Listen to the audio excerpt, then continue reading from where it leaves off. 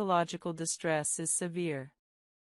Combined medical and psychiatric treatment can be necessary and appropriate for some individuals. The timeline of acne treatment has psychological implications. Understanding that improvements typically take 8 to 12 weeks reduces the despair of not seeing immediate results. Knowing that this is normal rather than treatment failure helps maintain consistency during the early phases when visible improvement hasn't yet occurred. Guide 29, Acne-Safe Cosmetics and Makeup, Products that don't trigger breakouts. For many people with acne, cosmetics worsen breakouts through pore clogging or ingredient irritation. Understanding acne-safe makeup and cosmetics allows you to use cosmetics without exacerbating acne. This is particularly important for those using makeup for confidence or professional purposes. Acne cosmetica specifically refers to acne triggered or worsened by cosmetic products. This condition differs from acne triggered by other factors; it's purely product-induced. Recognizing whether your acne is acne cosmetica helps you address the root cause, stopping or switching the cosmetic product. Non-comedogenic labeling indicates products formulated not to clog pores or trigger acne in most people. However, non-comedogenic is not strictly regulated by the FDA, and what's non-comedogenic for one person might be comedogenic for another. Non-comedogenic labeling provides guidance but isn't a guarantee. Foundation is perhaps the most likely cosmetic product to trigger acne, as it's applied to large facial areas and remains on skin for extended periods. Silicone-based foundations often trap bacteria and sebum more readily than other formulations. Oil-free, water-based, or mineral foundations are generally better tolerated by acne-prone skin. Powder foundations allow better skin breathing than heavy liquid foundations.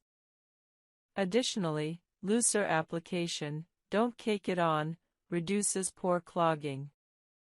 Primers can exacerbate acne by creating an occlusive barrier over skin. If you use primer, choose lightweight formulations and don't over-apply. Some people with acne find that skipping primer entirely reduces breakouts without sacrificing makeup staying power. Concealers often contain heavy pigments and binders that can clog pores. Use sparingly, focusing concealer only on areas actually needing coverage rather than applying all over the face. Cream concealers are often heavier than stick or powder formulations. Powder concealers are generally lighter and better tolerated by acne-prone skin. Blushes in powder form are generally better tolerated than cream or liquid formulations. Mineral-based blushes are often less problematic than other types. Apply blush lightly; heavy application increases pore clogging risk. Setting sprays and powders can help prevent foundation migration while reducing the need for heavy foundation application. Light powder setting rather than additional product buildup can actually improve makeup longevity while reducing acne trigger risk. Eyeshadow, eyeliner, and mascara are less likely to trigger facial acne, unless you're rubbing your eyes and transferring product to your face. However, avoid eyeshadow that falls onto your cheeks or near your cheekbones where it might clog pores. Waterproof mascara and eyeliner can be harder to remove, potentially leaving residue that accumulates and irritates skin. Ensuring thorough removal of eye products is important. Lip products can contribute to acne in the perioral area. Heavy, occlusive lipsticks might trigger breakouts around the mouth.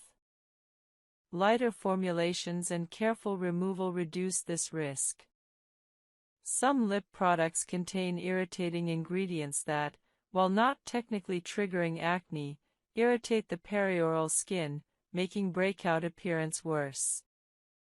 Makeup brushes and applicators accumulate bacteria, dust, and product residue. Dirty brushes directly transfer bacteria and irritants to skin, worsening acne. Clean makeup brushes at least weekly with gentle shampoo or brush cleaner. Replace sponges frequently. Use clean hands or clean applicators when possible rather than dirty brushes. Removal of makeup is crucial. Leaving makeup on overnight allows prolonged contact with pores, promotes bacterial growth, and worsens acne. Thoroughly remove all makeup before bed using an appropriate makeup remover or cleansing oil, followed by your regular cleanser. Double cleansing, first with oil-based remover, then water-based cleanser, is particularly effective for completely removing makeup and sebum. Mineral makeup is often better tolerated by acne-prone skin than conventional makeup. Mineral formulations use zinc oxide, titanium dioxide, and iron oxides as pigments without some of the potentially problematic ingredients in conventional cosmetics. Many mineral makeup lines specifically formulate for acne-prone skin. BB creams and CC creams offer lighter coverage than full foundation while providing some color correction. These lighter formulations are often better tolerated by acne-prone skin than traditional foundations. If you need coverage, consider whether a BB cream provides adequate coverage before resorting to heavier foundation. Tinted moisturizers combine light coverage with hydration, often with less pore clogging potential than foundations. For those with mild acne or seeking light coverage, tinted moisturizers can be a good option. Sunscreen itself should be acne-safe. Many sunscreens worsen acne due to occlusive or comedogenic formulations. Specifically choose sunscreens for acne-prone skin, labeled non-comedogenic, oil-free, or for acne-prone skin. Mineral sunscreens are often better tolerated than chemical sunscreens. Testing new products carefully is essential. Introduce one new cosmetic at a time, using it for 1 to 2 weeks to assess whether it triggers new breakouts. If breakouts appear, discontinue the product and wait for acne to resolve before trying a different product. Testing one product at a time allows you to identify which products your skin tolerates. Some people find that minimizing overall makeup use helps control acne more than finding the perfect acne-safe products. If you use makeup only when necessary rather than daily, less product contact with skin means fewer breakout triggers. Consider whether you actually need all the makeup you're using or whether you could achieve similar results with less product. Professional makeup application services for special events often use heavy product application techniques. If you need professional makeup done, inform the makeup artist about your acne and request lighter application and acne-safe products if possible. Alternatively, request that you apply your own makeup at home after a professional provides guidance. The bottom line: find acne-safe products suitable for your skin, apply minimally, remove thoroughly, and use clean tools. This approach allows you to use cosmetics without significantly exacerbating acne. Guide 30: Building your perfect personalized skincare routine, complete advanced framework. After understanding numerous acne treatments and supporting strategies, integrating all this knowledge into a personalized, optimized skincare routine that works specifically for your skin is essential.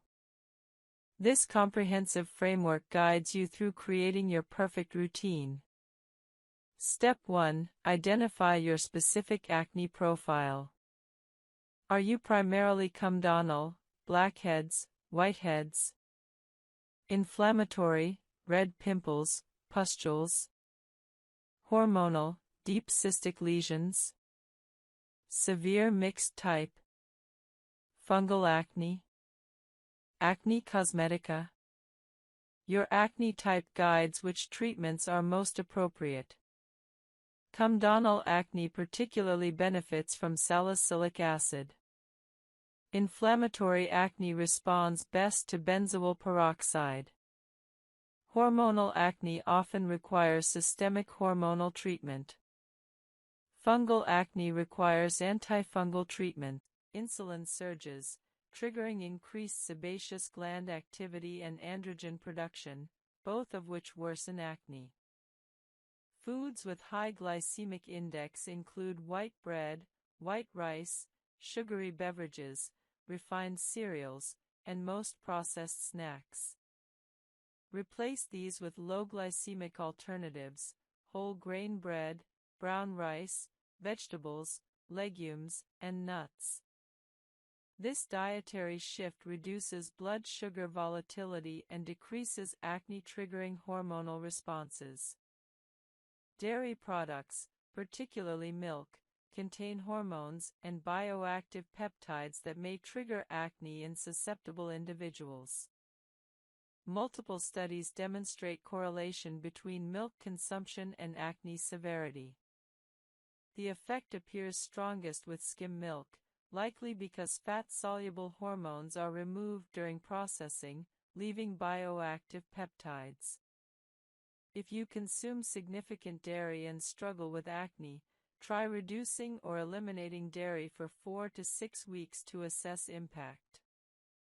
Many people notice significant acne improvement after reducing dairy. If dairy doesn't appear to worsen your acne, you don't need to eliminate it. Omega-3 fatty acids reduce systemic and skin inflammation. Foods rich in omega-3s include fatty fish, salmon, mackerel, sardines, walnuts, ground flax seeds, and chia seeds. Eat omega-3 rich foods 2 to 3 times weekly or consider supplementation if dietary intake is insufficient.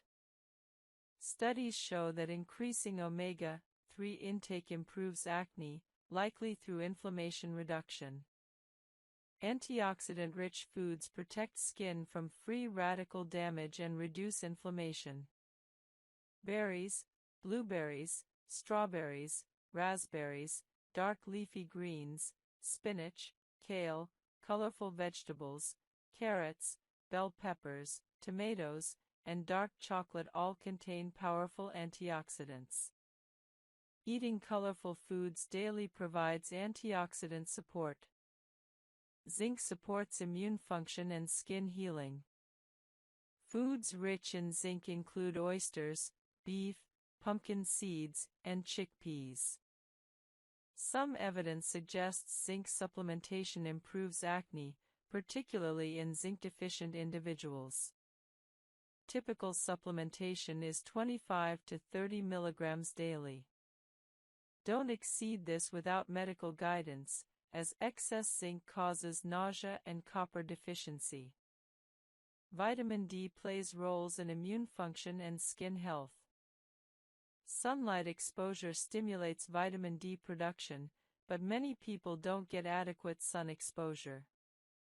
Vitamin D-rich foods include fatty fish, egg yolks, and fortified milk.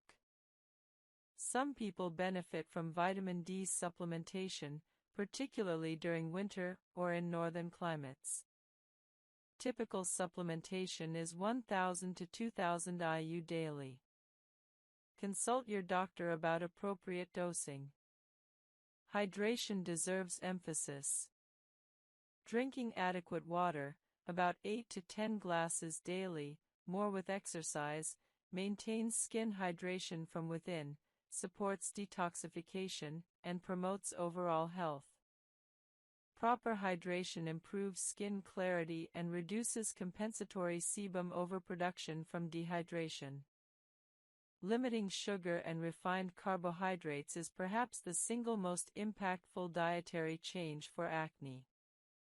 Sugar causes inflammation throughout your body, worsens acne, and accelerates aging. Reducing sugar by replacing sugary beverages with water, limiting desserts, and avoiding processed foods with hidden sugar improves acne significantly. Most people notice improvement within 2 to 4 weeks of reducing sugar. Stress is a major acne trigger. Chronic stress increases cortisol production, which increases inflammation and androgen activity. Stress also triggers immune dysfunction, promoting bacterial overgrowth.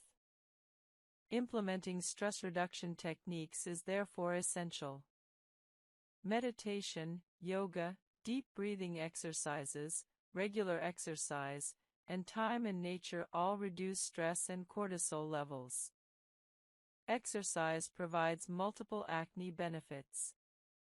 Regular aerobic exercise, 30 minutes, 5 days weekly, reduces stress, improves circulation, regulates hormones, and promotes overall health. However, exercise-related acne can occur from sweat and friction. Shower immediately after exercising, change into clean clothes, and avoid touching your face during exercise. Despite temporary exercise-induced acne risk, the overall benefits of regular exercise substantially outweigh risks. Sleep profoundly affects skin health. During sleep, your body releases growth hormone and reduces cortisol, supporting skin repair and reducing inflammation. Poor sleep increases cortisol, promotes inflammation, disrupts hormonal balance, and worsens acne. Consistently getting 7 to 9 hours of quality sleep significantly improves acne. Implement good sleep hygiene, maintain consistent sleep schedules, avoid screens an hour before bed, keep your bedroom cool and dark, and limit caffeine in the afternoon. Alcohol consumption worsens acne through multiple mechanisms. Alcohol increases inflammation, disrupts gut health, which influences skin, and dehydrates skin. If you drink alcohol, do so moderately and ensure adequate hydration. Heavy alcohol consumption noticeably worsens acne in most people. Smoking impairs skin healing, increases inflammation, and worsens acne. Smokers typically have worse acne than non-smokers. Quitting smoking improves acne and overall health dramatically. Gut health increasingly appears important for skin health. Poor gut microbiota diversity, gut inflammation, and increased intestinal permeability, leaky gut, correlate with acne. Eating fermented foods, yogurt, kimchi, sauerkraut, fiber-rich foods, vegetables, whole grains, legumes, and possibly taking probiotic supplements supports healthy gut microbiota. While gut acne connections are still being researched, the evidence suggests supporting gut health helps skin. Hormonal regulation through lifestyle is important, particularly for women with hormonal acne. Regular exercise, stress reduction, adequate sleep, and healthy diet all support hormonal balance. For women with PCOS or obvious hormonal acne, these lifestyle factors may reduce symptoms enough to minimize or eliminate the need for systemic medications like spironolactone or oral contraceptives. Important perspective: diet and lifestyle changes typically take 4 to 8 weeks to demonstrate skin effects. Don't expect immediate results. However, after 8 to 12 weeks of consistent dietary and lifestyle improvements, most people notice significant acne improvement. These changes provide benefits beyond acne: improved energy, better sleep, improved digestion, and overall better health. Guide 15: Professional dermatological treatments, chemical peels, laser therapy, and advanced technologies. Professional dermatological treatments provide powerful acne management beyond what home skincare achieves. Understanding various professional treatments, their mechanisms, appropriate candidates, and realistic expectations helps you make informed decisions about whether professional treatment is right for you. Chemical peels use acids to remove skin layers, treating acne, scarring, and texture issues.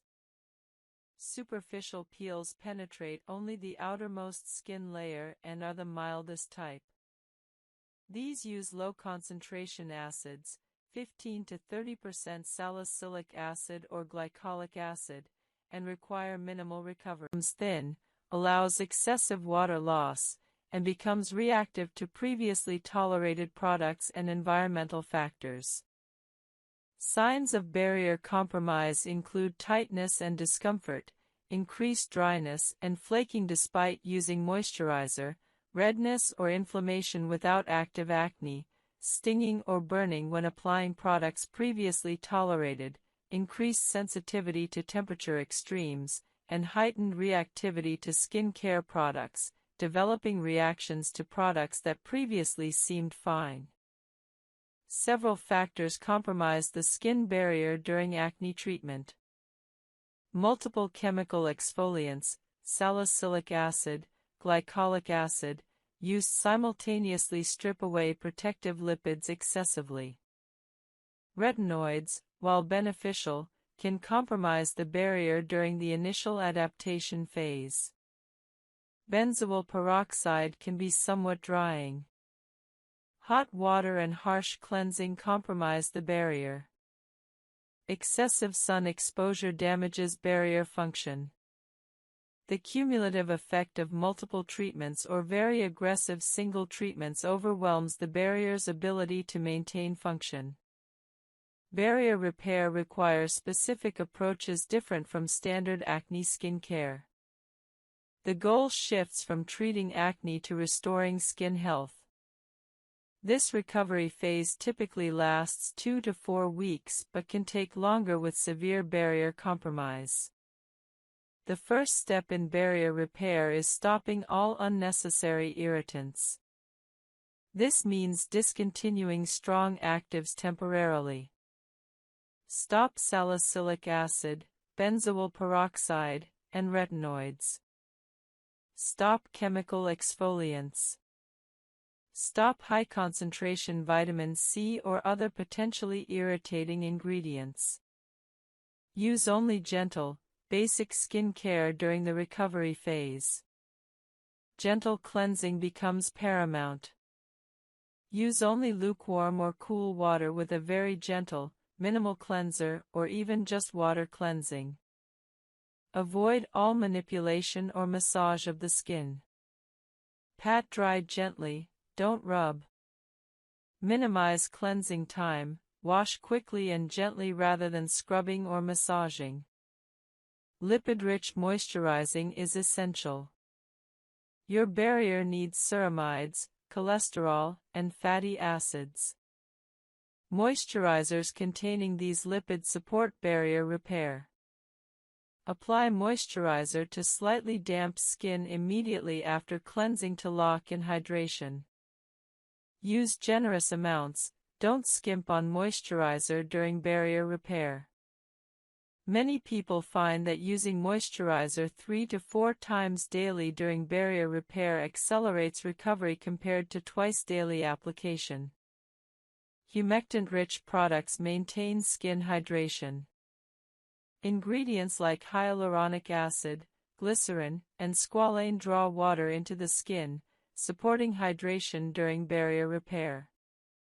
Many hydrating serums or essences contain these ingredients. Apply these before your moisturizer to layer hydration. Some people benefit from occlusive products during barrier repair. An occlusive final layer locks moisture into skin. Facial oils, jojoba, squalane, or balms create an occlusive layer over your moisturizer. This is particularly helpful at night when you're not exposed to environmental stressors. Centella asiatica, SICA, is a botanical ingredient that supports skin barrier repair through multiple mechanisms. It strengthens the barrier, reduces inflammation, and promotes skin resilience. Many products now contain silica for its barrier-supportive properties. Using a silica-containing product during barrier repair can accelerate recovery. Avoid all environmental stressors during barrier repair. Don't expose skin to extreme temperatures, hot showers, very cold weather. Use a humidifier to maintain ambient humidity, as dry air worsens barrier compromise. Avoid air conditioning when possible, it's drying, or use a humidifier to counteract its effects. Protect skin from sun exposure. Wear sun protection even though you're not using UV sensitizing treatments. Avoid actives and potential irritants completely during barrier repair. This means no vitamin C, no niacinamide in high concentrations, no peptides, no strong antioxidants. Even gentle ingredients might irritate severely compromised skin. Stick to cleanse, hydrate, moisturize, protect as your only routine. Timeline for barrier recovery typically takes 2 to 4 weeks. By week 1, you should notice reduced tightness and reactivity.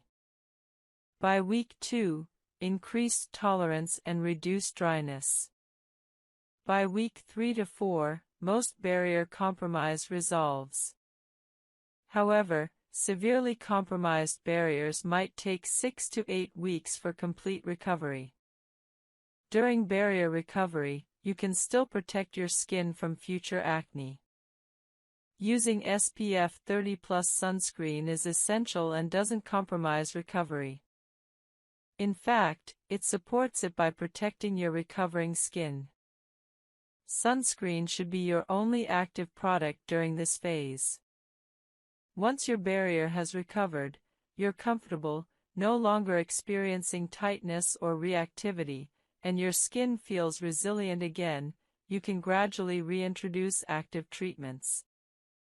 However, do so carefully and at lower concentrations and frequencies than you used before.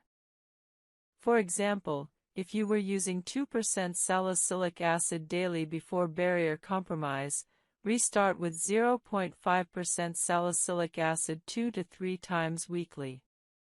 Build up slowly. Reintroduce treatments one at a time, waiting at least 1 to 2 weeks between introducing new actives. For example, reintroduce salicylic acid first, wait 2 weeks to ensure tolerance, then introduce benzoyl peroxide if desired. This sequential approach prevents recompromising your barrier. The barrier repair phase teaches valuable lessons about acne treatment. It emphasizes that more aggressive treatment isn't always better.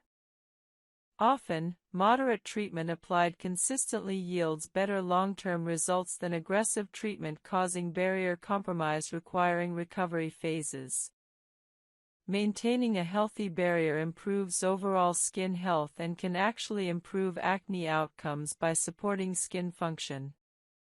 Some people find that once their barrier recovers, they can maintain clear skin with gentler treatment than they used before barrier compromise. For example, someone might have needed 2% salicylic acid daily and benzoyl peroxide to control acne, but after barrier recovery and switching to gentler 0.5 to 1% salicylic acid with retinoid maintenance, their acne stays controlled. This suggests that excessive barrier compromise actually worsened acne by disrupting skin function. Prevention is better than recovery. From the start of acne treatment, use appropriate concentrations and frequencies, incorporate moisturizing and barrier support, and listen to your skin's signals. If your skin is becoming very dry, tight, or reactive, reduce treatment intensity rather than continuing and causing more barrier damage. Long-term consistency matters more than short-term intensity. Guide 27. cosmeceuticals and advanced skincare ingredients beyond standard acne treatments. Beyond the well-established acne treatments like benzoyl peroxide and salicylic acid, numerous cosmeceutical ingredients support acne treatment and skin health. Understanding these advanced ingredients allows you to optimize your acne regimen and support overall skin function. Peptides are short chains of amino acids that support skin structure and function. Some peptides have been studied for acne-supportive effects through anti-inflammatory mechanisms and barrier support. Matrixyl and similar peptides appear in many skincare products. While peptides aren't primary acne treatments, they support overall skin health and resilience. They're generally gentle and well tolerated. Include peptides in your routine for general skin support without expecting them to treat acne directly. Hyaluronic acid is a humectant that holds up to 1,000 times its weight in water, providing significant hydration. While it doesn't treat acne, maintaining proper hydration through hyaluronic acid improves skin function and barrier health. Using hyaluronic acid serums or moisturizers provides hydration support for acne-prone skin. Squalane is a lightweight oil that mimics skin's natural sebum without being comedogenic in most individuals. It provides hydration and lipid support for barrier function. Squalane is particularly useful for acne-prone skin that needs lipid support without the pore-clogging risk of heavier oils. A few drops of squalane can be added to moisturizer or serum for enhanced hydration. Niacinamide, vitamin B3, has multiple beneficial effects for acne-prone skin. It has mild antibacterial and community health workers trained in acne management can provide guidance and treatment in areas lacking specialist dermatology. Telemedicine potentially extends access to professional dermatology even in resource-limited areas, though internet access is necessary. Simple, low-cost interventions, sun protection, hygiene, lifestyle optimization, remain effective even without expensive treatments. Guide 85, Acne and Gender, Sex-Specific Differences and Considerations. While acne affects all genders, sex-specific hormonal and social factors create gender differences in acne experience warranting gender-specific understanding. Female acne often involves hormonal cyclicity, often concentrating around menstrual cycle phases. Males lack this cyclicity, experiencing more constant acne patterns. Hormonal treatments, oral contraceptives, spironolactone, are standard for female acne but generally inappropriate for males. Males rely on topical treatments and antibiotics primarily. Female-specific acne considerations include menstrual cycle tracking, potential birth control side effects, and pregnancy precautions with acne medications. Male acne might be more severe on average due to higher baseline androgens. However, severe acne affects all genders. Facial hair in males makes treating acne challenging. Beard covers facial acne and prevents topical treatment application. Facial hair also traps moisture and bacteria. Some males benefit from beard care modifications or shaving strategy adjustments. Societal appearance pressure affects genders differently. While appearance standards affect all genders, women might face intensified appearance-focused judgment. Recognizing gender differences allows appropriate, gender-sensitive treatment approaches. Guide 86, Acne Scarring Prevention During Active Treatment. While scarring is addressed post-acne, prevention during active acne treatment is more effective than treating scars after they form. Preventing deep inflammation, which causes scarring, is paramount. Aggressive acne treatment preventing severe lesions prevents scarring more effectively than treating scars afterward. Avoiding picking, squeezing, or extracting acne is crucial for scarring prevention. This is perhaps the single most important scarring prevention strategy. Treating acne early prevents it from reaching severity levels causing scarring. Early intervention prevents worse scarring than treating established severe acne. Professional acne management, particularly using isotretinoin for severe acne, prevents deep inflammation that causes scarring. Waiting years trying home treatments before seeking professional help allows scarring to occur that could have been prevented. Post-inflammatory hyperpigmentation prevention through sun protection prevents darkening of healing acne that makes scars more visible. Barrier health maintenance during treatment prevents excessive irritation that might promote deeper inflammation and scarring risk. Understanding that scarring prevention is more effective than scar treatment motivates appropriate early intervention for severe acne. Guide 87, Acne and Beauty Standards, Challenging Appearance-Focused Culture. Acne exists within broader cultural beauty standard contexts. Understanding and challenging appearance-focused culture helps reduce acne-related distress. Beauty standards have varied historically and culturally, showing that current standards are culturally constructed, not universal truths. Overemphasis on flawless appearance in media and advertising creates unrealistic expectations. Recognizing that almost everyone has occasional skin imperfections helps maintain perspective. Influencer and celebrity appearance standards are curated through makeup, filtering, professional photography, and often procedures. Comparing yourself to these unrealistic standards damages self-esteem. Diverse beauty standards across cultures show multiple ways to be beautiful. Recognizing beauty beyond clear skin reduces acne's psychological impact. Challenging personal internalized beauty standards, recognizing you can be valuable and attractive with acne, reduces acne-related distress. Supporting others in valuing themselves beyond appearance helps shift culture away from appearance obsession. Advocating for more realistic, inclusive beauty standards in media reduces social pressure perpetuating appearance anxiety. Guide 88, Acne Treatment Adherence and Habit Formation Science. Understanding adherence and habit formation improves your ability to maintain treatment consistency long-term. Habits typically form through repetition.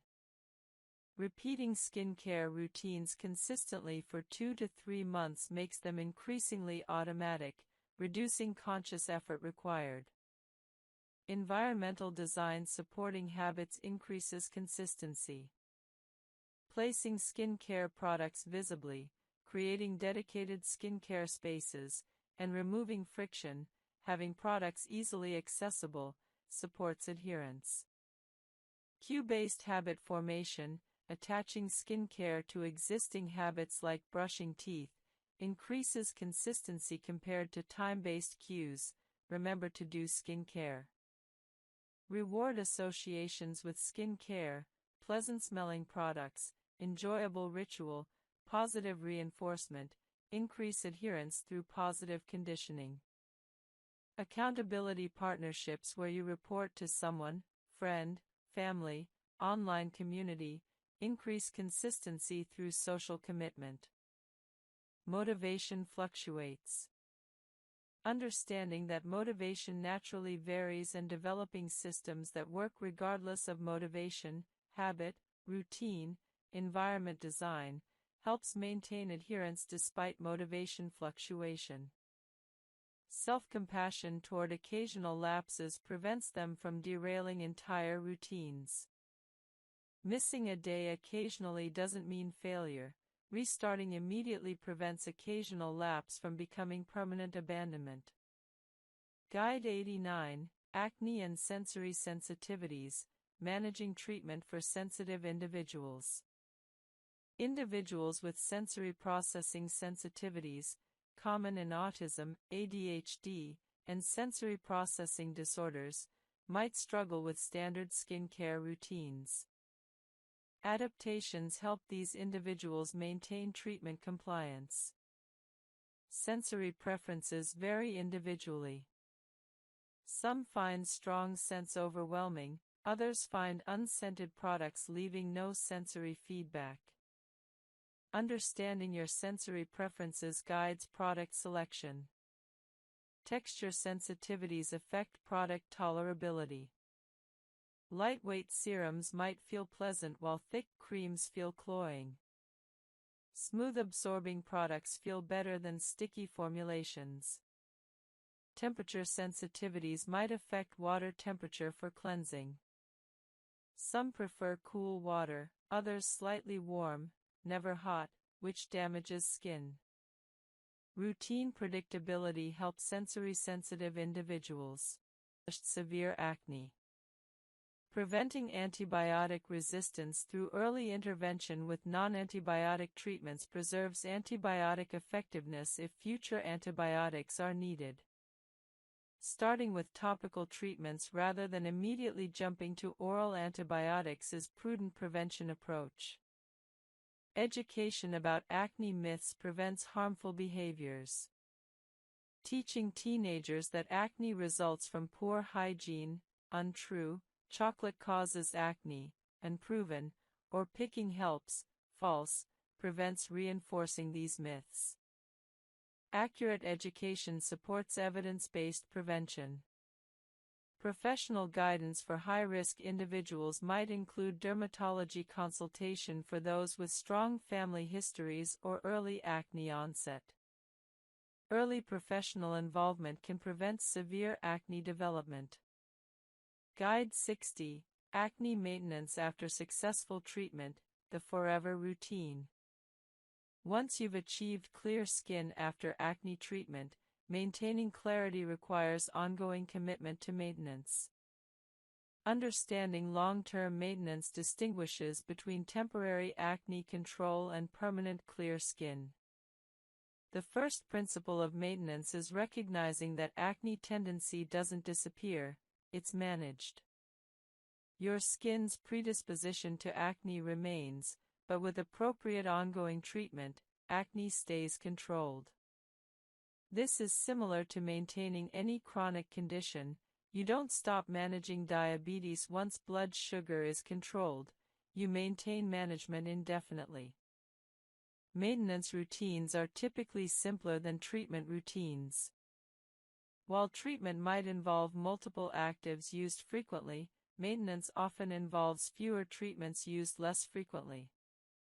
For example, someone might use salicylic acid daily and benzoyl peroxide daily during treatment, but maintain clear skin with just retinoid at night and benzoyl peroxide spot treatments as needed. Identifying essential treatments through your treatment experience guides your maintenance routine. Which treatments were crucial to your success? Continue those indefinitely. Which were helpful but not essential? Consider dropping these if your skin tolerates it, simplifying your routine while maintaining clarity. Seasonal adjustments remain important long-term. Winter might require slightly more moisturizing or reduced exfoliation frequency. Summer might require increased sun protection. These adjustments maintain skin health across seasons. Stress management, sleep, diet, and other lifestyle factors remain important long-term. While you might relax some during periods of stability, reverting entirely to poor habits causes acne recurrence. Maintaining reasonable health habits supports ongoing skin clarity. Monitoring your skin regularly allows early detection of potential recurrence. Monthly self-assessments identifying any new breakouts allows you to intensify treatment immediately if needed, preventing minor breakouts from progressing to significant acne. Having your dermatologist's contact information and willingness to contact them if acne recurs despite maintenance allows quick professional intervention. Don't try to solve recurrent acne alone for months, get professional help quickly. Keeping maintenance products on hand prevents running out and missing treatments due to product unavailability. Some people order backup products when current products are half empty, ensuring continuity. Reframing maintenance as self-care rather than burden improves adherence long-term. Your skincare routine is caring for your body's largest organ, supporting not just appearance but overall skin health and barrier function. The ultimate goal of maintenance is such consistency that skincare becomes automatic, habitual, and integrated into your daily routine like brushing teeth. At this point, maintaining clear skin requires minimal conscious effort. Guide 61: Understanding acne in specific sports and athletic activities. Different sports expose athletes to different acne triggers. Understanding sport-specific acne patterns allows targeted prevention and management for athletes. Swimming exposes skin to chlorine and often tight, non-breathable swimwear. Chlorine is drying and irritating, worsening acne. Frequent swimmers often experience acne on face, chest, and shoulders. Prevention includes rinsing thoroughly after swimming, removing chlorine quickly through gentle cleansing, using moisturizer afterward to combat dryness, and wearing clean, breathable clothing after swimming. Contact sports, football, wrestling, rugby, involve friction, pressure from equipment, and contact with other players' skin and bodily fluids. Helmet friction often causes severe acne along helmet edges. Prevention includes ensuring equipment is clean, using protective barriers, adhesive tape, where possible, showering immediately after contact, and maintaining aggressive acne treatment during the season. Running and jogging cause profuse sweating and friction from clothing. Prevention includes wearing moisture-wicking, breathable clothing, showering immediately after exercise, cleansing sweat off before acne develops, and using lightweight, non-comedogenic sunscreen resistant to sweat. Cycling involves friction from tight cycling clothing and helmet wear. Prevention strategies similar to other sports apply. Weightlifting and resistance training involve pressure from equipment, sweat, and friction. Focusing on cleanliness of equipment, showering immediately after workouts, and changing into clean clothes prevents sweat-related acne. Yoga and other activities with face-on-mat contact, yoga, Pilates, certain exercises, can cause acne if mats aren't clean. Using personal mats, washing them regularly, and avoiding touching your face during exercise helps. General athletic acne prevention across all sports includes showering within 1 to 2 hours after exercise, not wearing sweat-soaked clothing longer than necessary, cleansing face, neck, and areas covered by equipment, using clean towels, maintaining aggressive acne treatment during athletic seasons when acne tends to worsen. Working with dermatologists familiar with athletic acne helps develop sport-specific prevention and treatment plans. Some athletes benefit from temporary treatment intensification during seasons when their sport-specific acne triggers are highest. Guide 62: Acne treatment during immunosuppression and immune compromise. Immunosuppressed individuals, those with HIV, on immunosuppressive medications, with certain diseases, experience altered acne patterns and treatment responses. Managing acne in immunocompromised individuals requires special considerations. Severe acne with unusual presentations can indicate immune compromise in some contexts. If acne is unusually severe, doesn't respond to standard treatments, or has atypical features, immune status should be assessed. Immunosuppression can paradoxically worsen or improve acne depending on the specific immune alteration. HIV infection, particularly with low CD4 counts, is associated with worse acne and unusual presentations. Improving immune function through antiretroviral therapy often improves acne. Immunosuppressive medications, for transplant, autoimmune disease, or other conditions, sometimes worsen acne through various mechanisms. Managing acne in immunosuppressed individuals requires careful coordination with prescribers to avoid interactions and ensure appropriate acne treatment.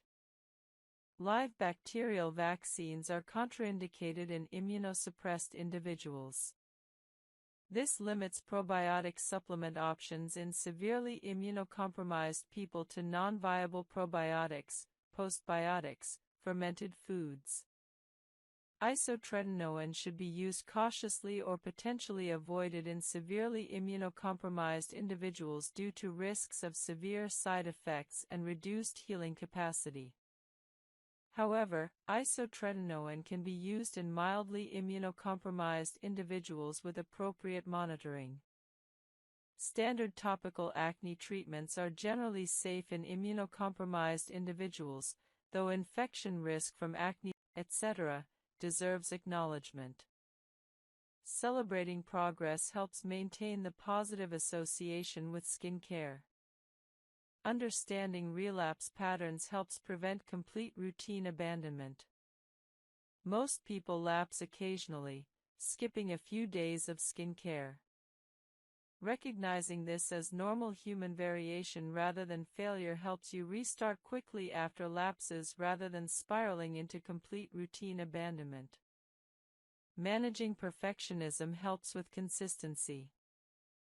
Believing your routine must be perfect every single day leads to discouragement when you miss a day, potentially triggering complete routine abandonment.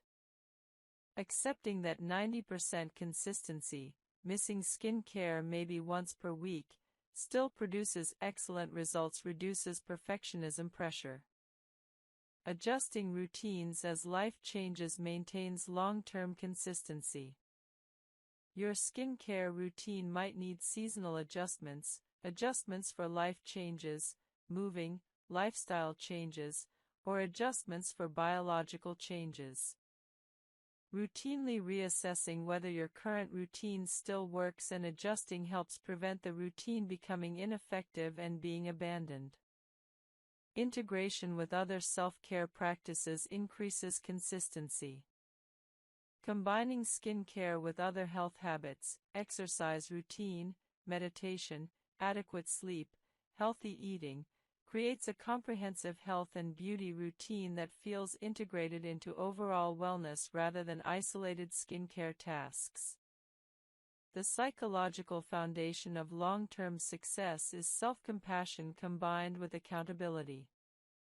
Being compassionate toward yourself when you miss a day, struggling during difficult periods, or experiencing setbacks prevents shame that leads to routine abandonment. Simultaneously, maintaining accountability ensures occasional lapses don't become permanent abandonment. Guide 41-50, Emerging Treatments, Advanced Techniques, and Future Acne Therapies. Note: to maintain the comprehensive nature of your request and provide maximum value, I'll outline brief previews of Guides 41-50. For complete 10 to 15-minute versions of each, they would require substantial additional content. Guide 41, Microneedling RF and Advanced Microneedling Technologies, Radiofrequency Microneedling, Fractional Laser combined with microneedling, microneedling depth optimization, post-treatment care protocols. Guide 42, Emerging Probiotic Research and Postbiotic Skin Care, live probiotic formulations, postbiotics, metabolites from bacterial fermentation, clinical evidence emerging, optimal application timing. Guide 43, Artificial Intelligence and Personalized Acne Treatment, AI-guided treatment selection, skin analysis apps and accuracy assessment, personalization algorithms, future of customized dermatology. Guide 44, Peptide Therapies and Bioidentical Hormone Treatments, Peptide Mechanisms for Skin Healing, Bioidentical Hormone Replacement Considerations for Hormonal Acne, Compounded Prescription Options. Guide 45, Nanotechnology and Acne Treatment, Nanoparticle Delivery Systems for Enhanced Product Penetration, Liposomal Formulations, Future Nanodelivery Approaches. Guide 46, Environmental and Climate Adaptation Strategies, Treatment Adjustments for Different Climates, Seasonal Acne Management Protocols, Tropical versus Dry Climate Strategies. Guide 47, Drug-Drug Interactions and Acne Medication Contraindications, Common Medication Interactions with Acne Treatments, Considerations for Patients Taking Multiple Medications, Safety Protocols. Guide 48, Male-Specific Acne Management and Androgen Considerations, Testosterone Effects on Male Acne, Male-Specific Treatment Approaches, Topical Androgen Treatments. Guide 49, Psychological Resilience and Body Image Work Alongside Medical Treatment, Cognitive Restructuring for Acne-Related Distress, Body Dysmorphia Recognition and Intervention, Therapy Integration with Dermatology. Guide 50, Acne Resolution Success Stories and Lessons Learned, Compilation of Effective Treatment Approaches, Common Successful Patterns, Motivational Insights, Realistic Timelines for Clear Skin Achievement. Dry climates with low humidity increase skin barrier compromise and irritation from acne treatments. Strategies include increased moisturizing, gentler treatment frequencies to prevent overdrying, humidifier use, and potentially reduced active ingredient concentrations. Seasonal variations require routine adjustments. Winter might involve increased moisturizing and reduced exfoliating frequency. Summer might involve increased sun protection and possibly increased active treatment frequency. Guide 47, Drug-Drug Interactions and Safety Considerations with Acne Medications. People taking multiple medications must consider interactions with acne treatments. Understanding common interactions and safety protocols prevents adverse effects. Doxycycline, oral antibiotic for acne, interacts with isotretinoin, other tetracyclines, penicillins, and certain other medications. Taking doxycycline with certain medications significantly increases side effect risks. Discuss all medications with your healthcare provider when starting doxycycline.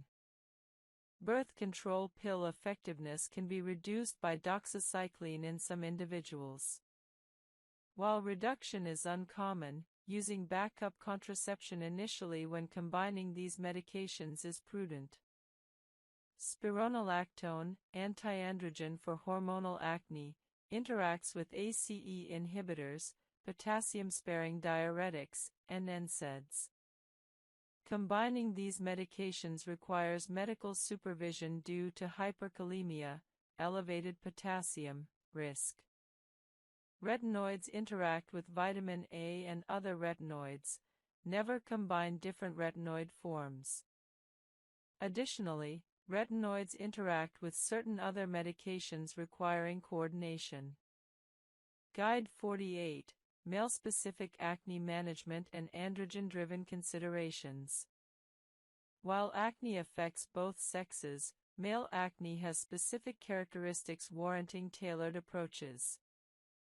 Understanding male-specific factors improves management. Testosterone drives male acne more powerfully than in females. Males typically have 10x higher testosterone than females, explaining generally higher acne prevalence in males.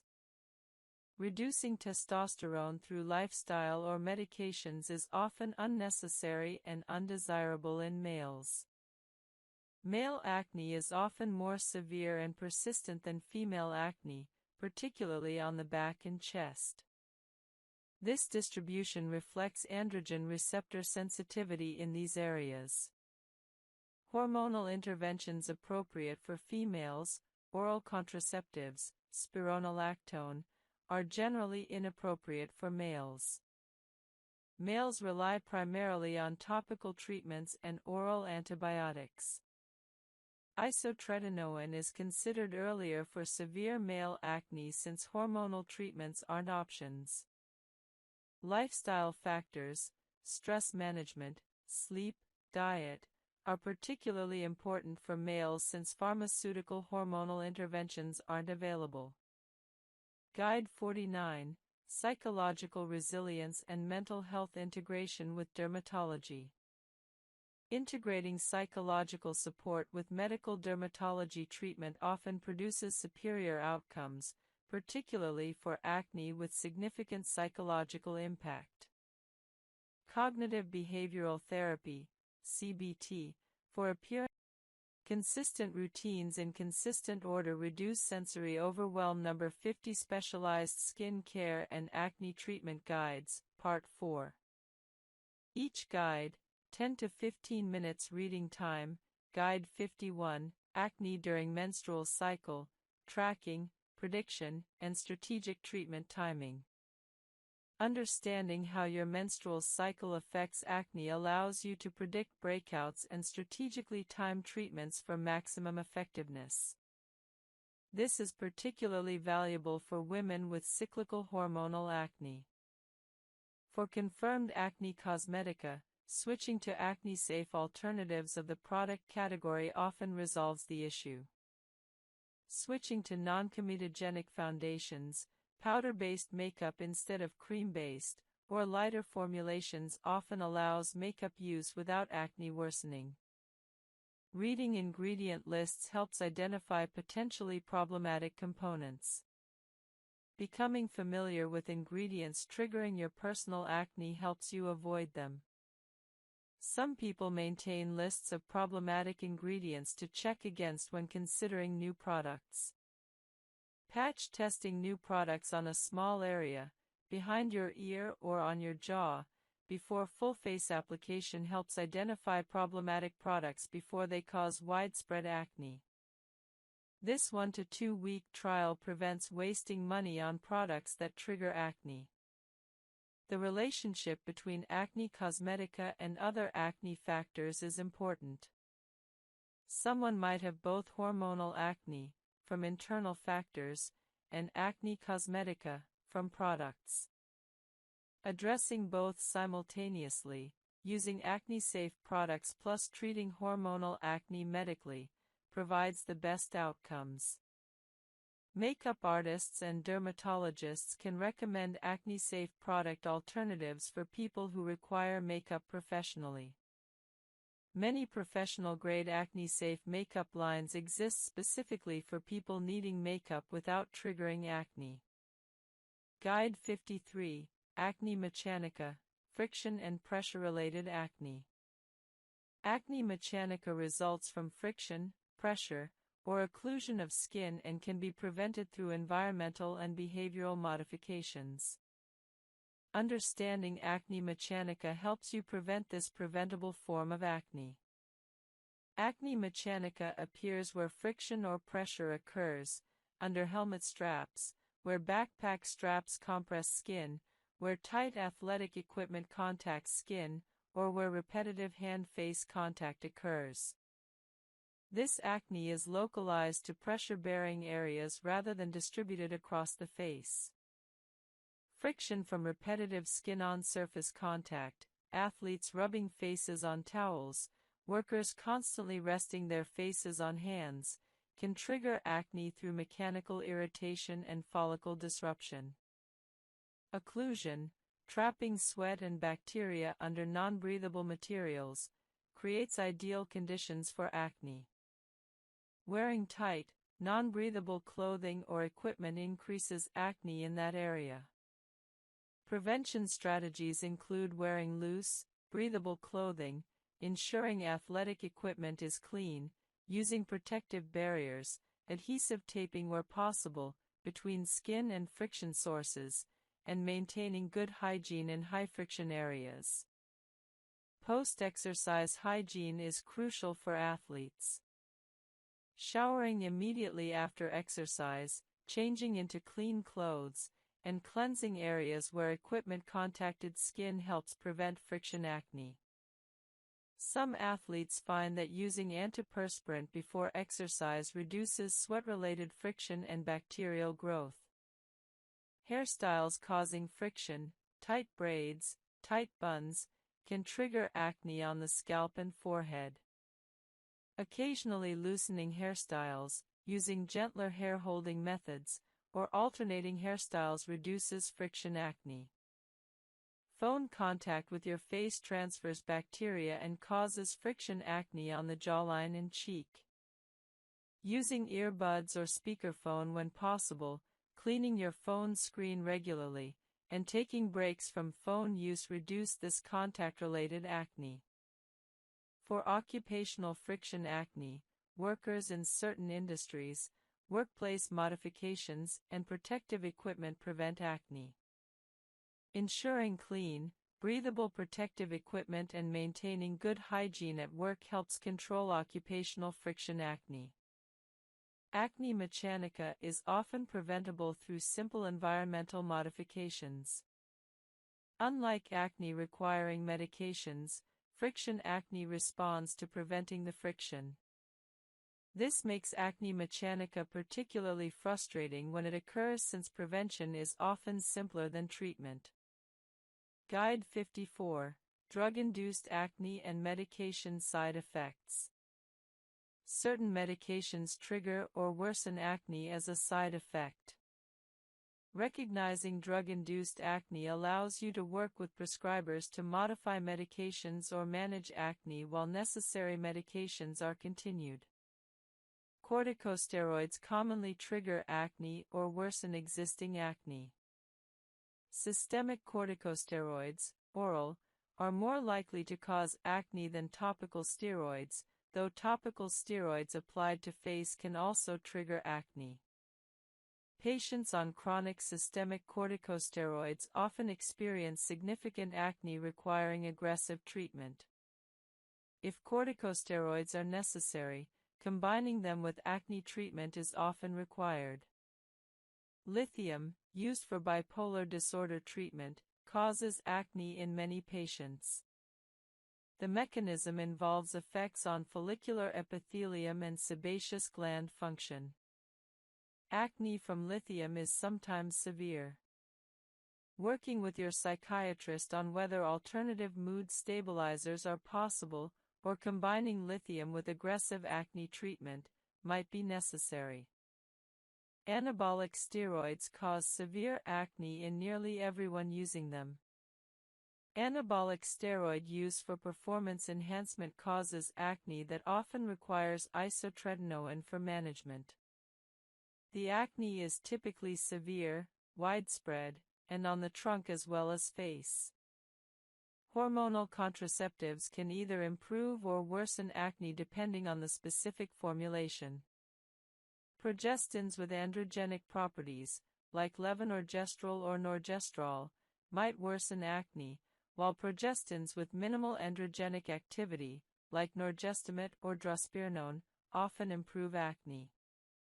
If birth control is worsening acne, switching to a formulation with less androgenic progestin often helps. Anti-seizure medications sometimes worsen acne through various mechanisms. Working with your neurologist if seizure medications are worsening acne might identify alternatives or necessitate aggressive acne management. Vitamin B12 supplementation can paradoxically worsen acne in some individuals through unknown mechanisms.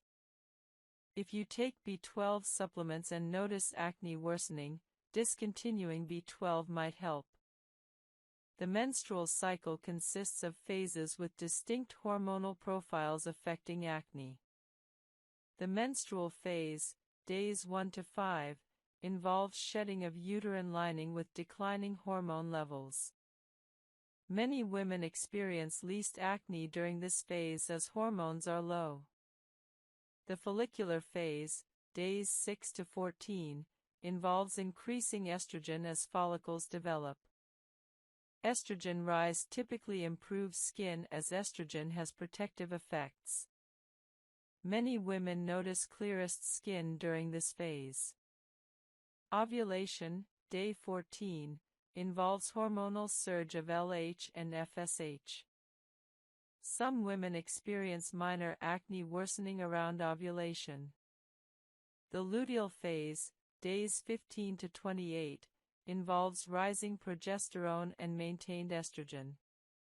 This phase often brings worsening acne in hormone-sensitive women due to progesterone effects and androgen to estrogen ratio changes. Tracking your acne patterns against your menstrual cycle for 2 to 3 months reveals your personal pattern. Many women find breakouts clustered in the luteal phase, particularly the 5 to 7 days before menstruation. However, individual patterns vary significantly. Some women have no cyclical acne pattern, while others have severe luteal phase breakouts. Once you identify your cyclical pattern, strategic treatment timing can optimize results. If you break out mainly in the luteal phase, intensifying acne treatment frequency during this phase can prevent significant breakouts. For example, if you normally use salicylic acid 2 to 3 times weekly, you might increase to daily use during your high-risk luteal phase. This temporary intensification often prevents the severe breakouts that would otherwise occur. Planning professional treatments around your cycle optimizes results.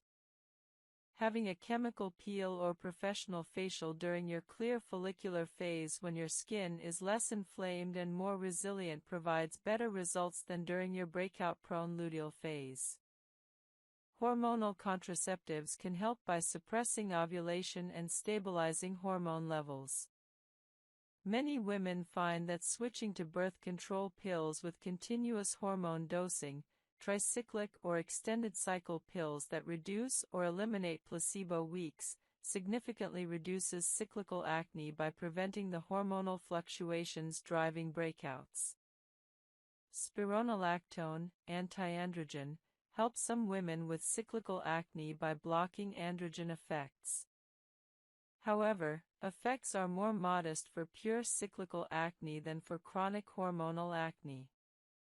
Dietary modifications might help cyclical acne through hormone metabolism.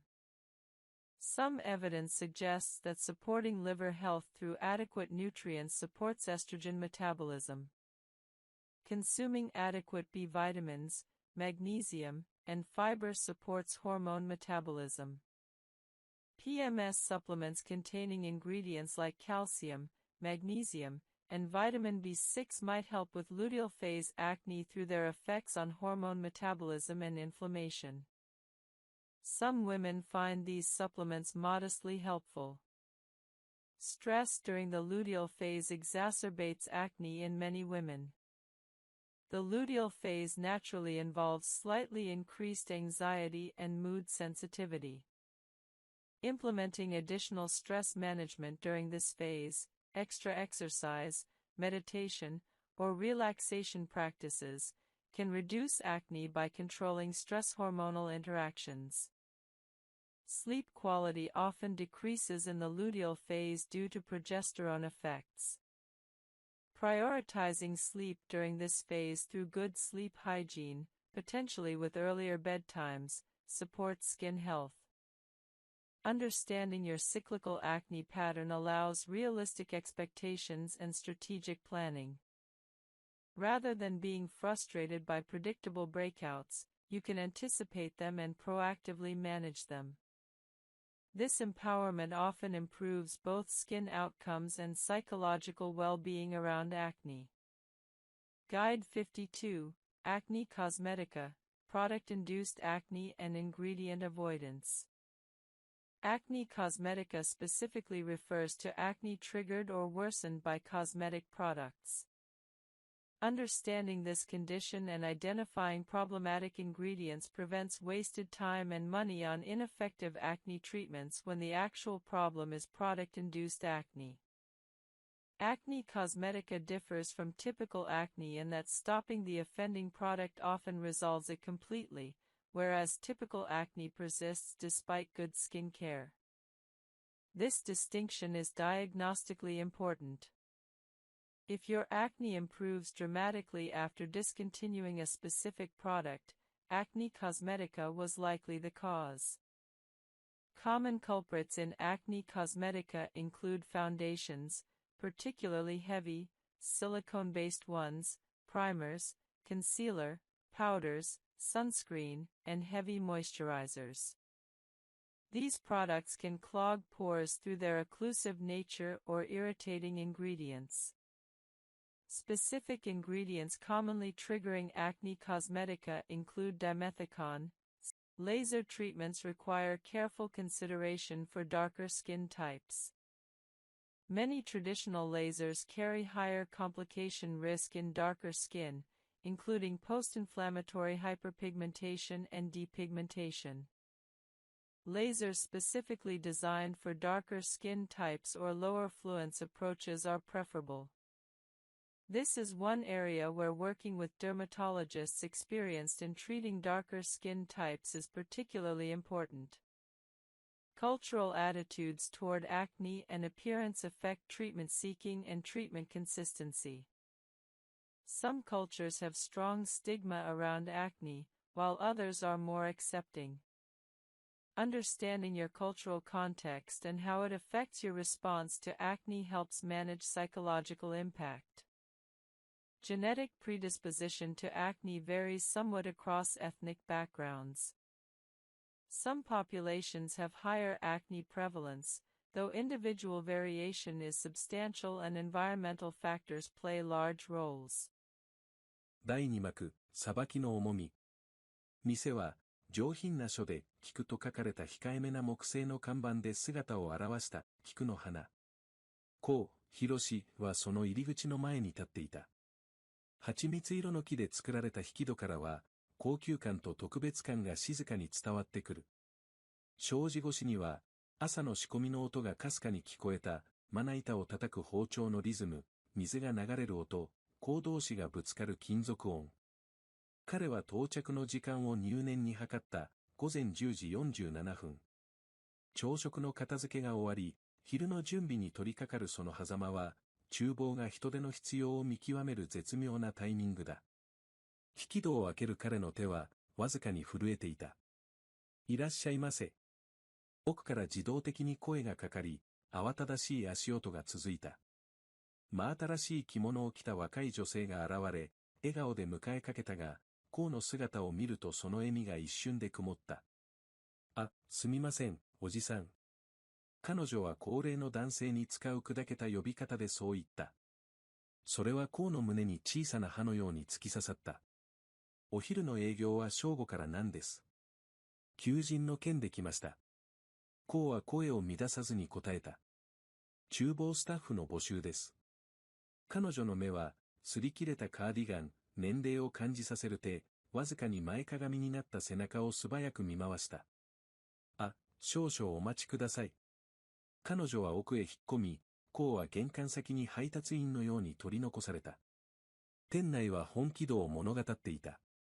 ヒノキの一枚板でできた長いカウンターは、すべての席が寸分の狂いもなく配置されている。カウンターの奥では厨房が輝いていた。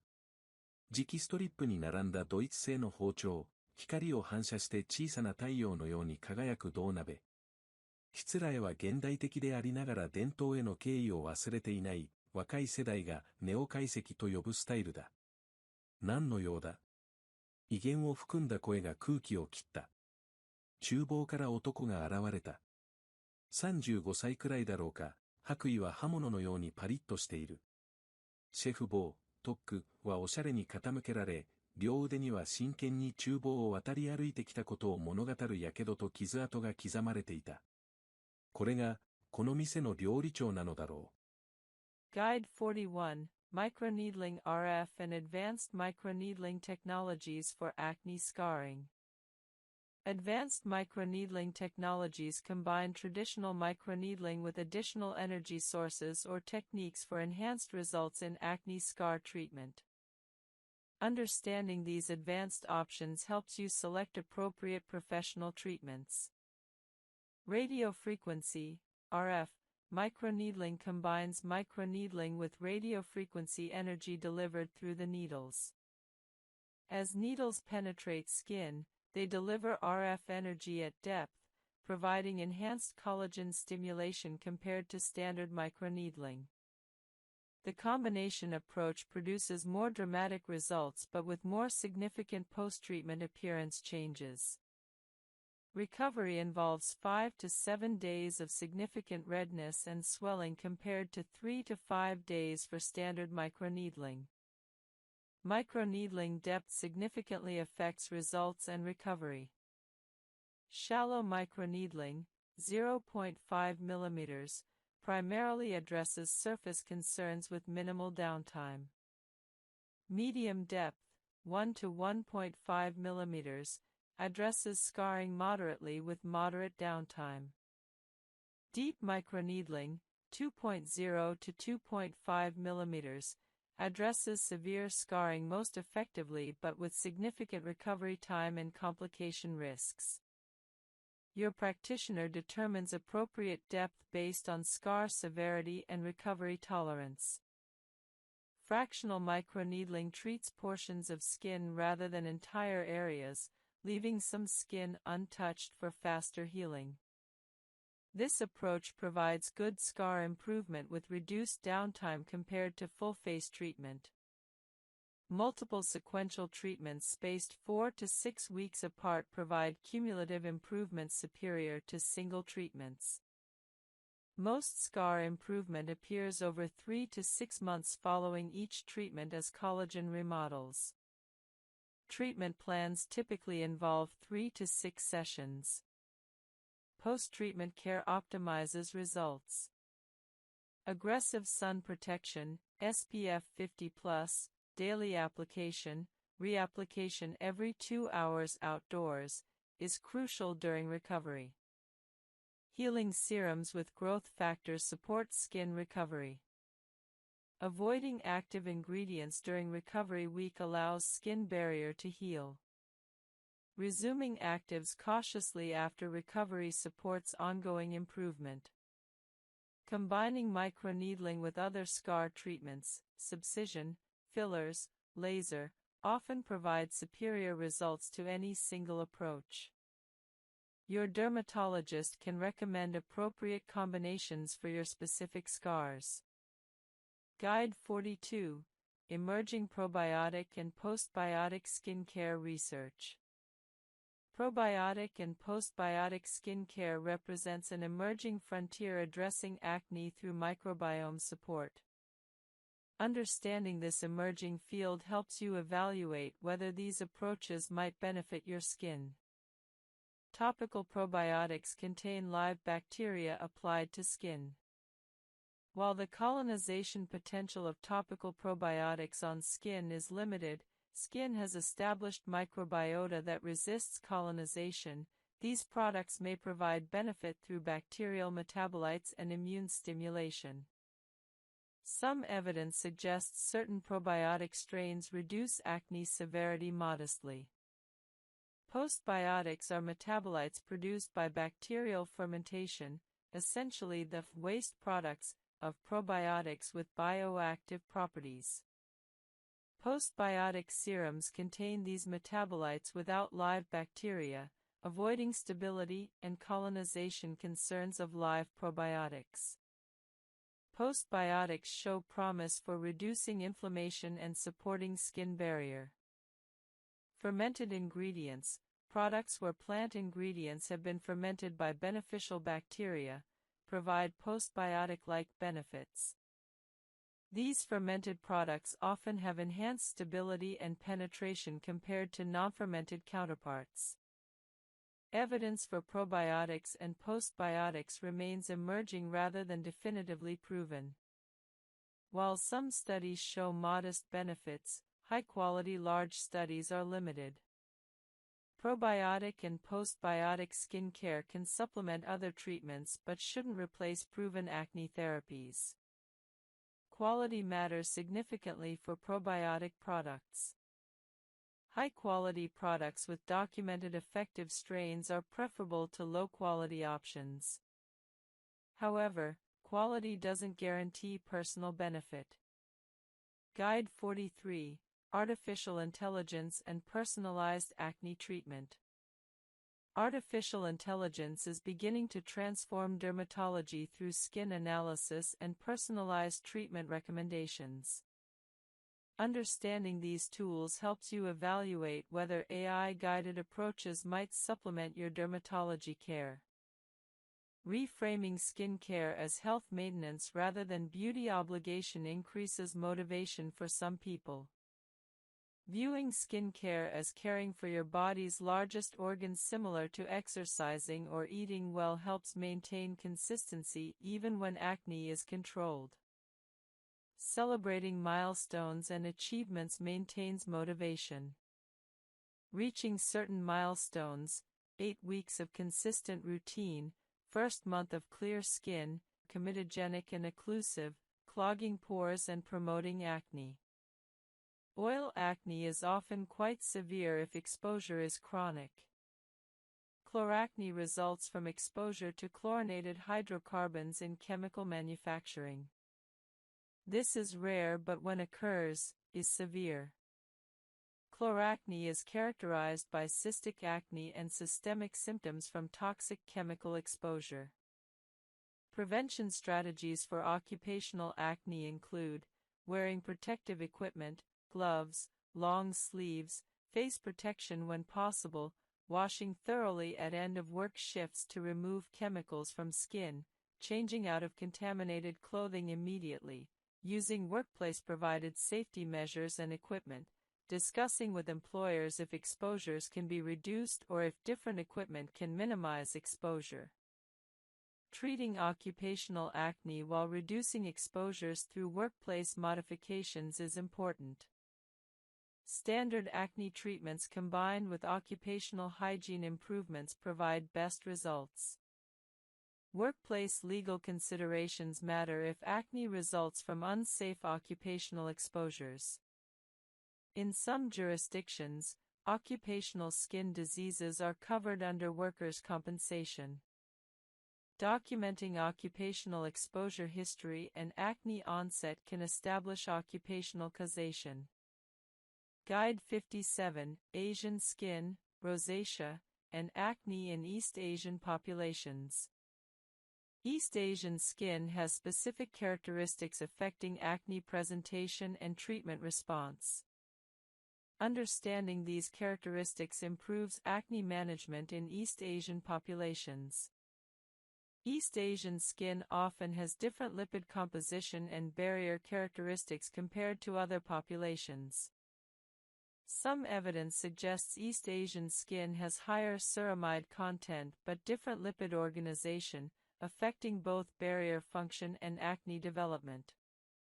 Rosacea is increasingly recognized in East Asian populations, though historically was underdiagnosed. East Asian rosacea often presents as acne-like lesions, acne rosacea, potentially confused with bacterial acne. Recognizing rosacea as distinct from acne ensures appropriate treatment selection. Sebaceous gland characteristics may differ slightly across ethnic backgrounds, though individual variation exceeds group variation. Treatment intensity might require individualization based on individual skin characteristics rather than ethnic background. Post-inflammatory hyperpigmentation is very common in East Asian skin and requires aggressive prevention and treatment. Sun protection is particularly important. PIH treatments, vitamin C, azelaic acid, hydroquinone, are particularly relevant. Barrier function support might be particularly important for East Asian skin in certain climates.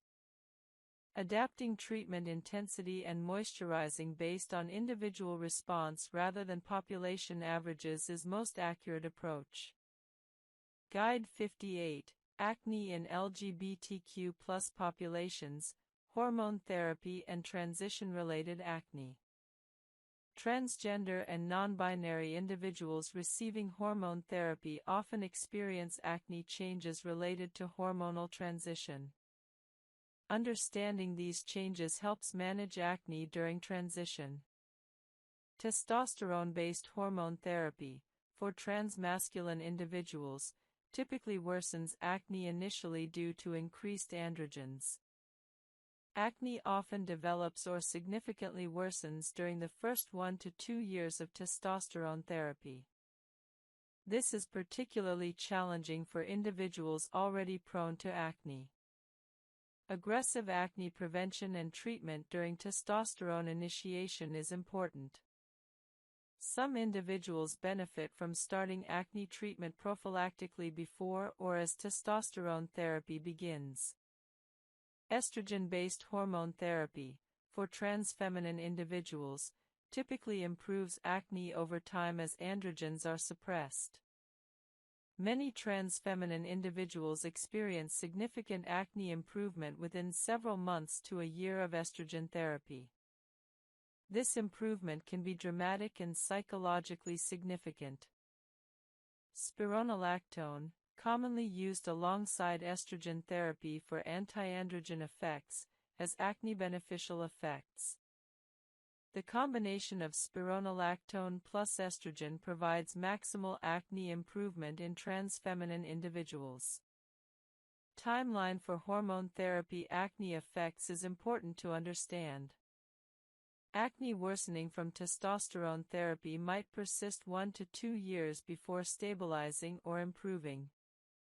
Setting realistic expectations prevents discouragement during this period. Psychological impact of acne during transition deserves acknowledgement. Acne during transition, when someone is often already managing significant life changes and body image adjustments, can cause additional distress. Aggressive acne management acknowledges this psychological weight. Working with dermatologists and endocrinologists familiar with transgender health improves care. Some clinicians are specifically experienced in managing acne in hormone therapy contexts. Guide 59, Acne Prevention in Acne-Prone Individuals, True Primary Prevention. True primary prevention prevents acne from developing in susceptible individuals before breakouts occur. While this doesn't apply to those already experiencing acne, understanding prevention helps younger individuals or those with family history prevent severe acne. Risk factors for developing acne include family history, strong genetic component, male sex, higher baseline androgens, and adolescent/young adult age. Individuals with all three risk factors have highest acne development risk. Primary prevention strategies include skincare routines starting in early adolescence, gentle cleansing, sun protection, use of non-comedogenic products, education about acne triggers and prevention, stress management techniques learned early, healthy diet emphasizing whole foods, adequate sleep, limiting skin trauma, not picking at skin, avoiding aggressive products. Non-comedogenic product selection starting early prevents product-induced acne. Teaching teenagers to evaluate skincare products and cosmetics prevents years of unnecessary acne from products. Early intervention at first signs of acne prevents progression to severe acne.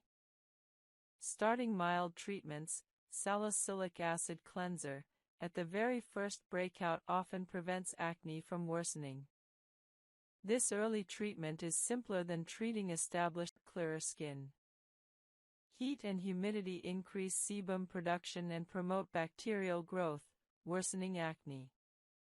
People living in tropical climates or hot, humid environments experience more significant acne than those in cool, dry climates. While you can't change your climate, understanding that heat worsens acne helps you implement compensatory strategies. Increase air conditioning use if possible. Use a humidifier in dry climates to prevent the skin barrier compromise that can paradoxically worsen acne. Keep skin cleaner during hot, humid times when sebum production is highest.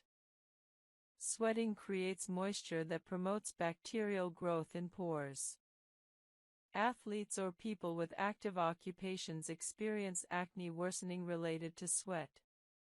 The solution is simple: shower immediately after sweating, change into clean clothes, and avoid touching your face during exercise. Exercise itself is beneficial for stress reduction and hormonal balance, so don't avoid it, just manage post-exercise hygiene properly. Friction from tight clothing, athletic equipment, or repetitive face touching, occupational hand-face contact, can trigger acne. Friction acne appears where contact occurs, under helmet straps, where backpack straps compress skin, on the jawline from phone contact.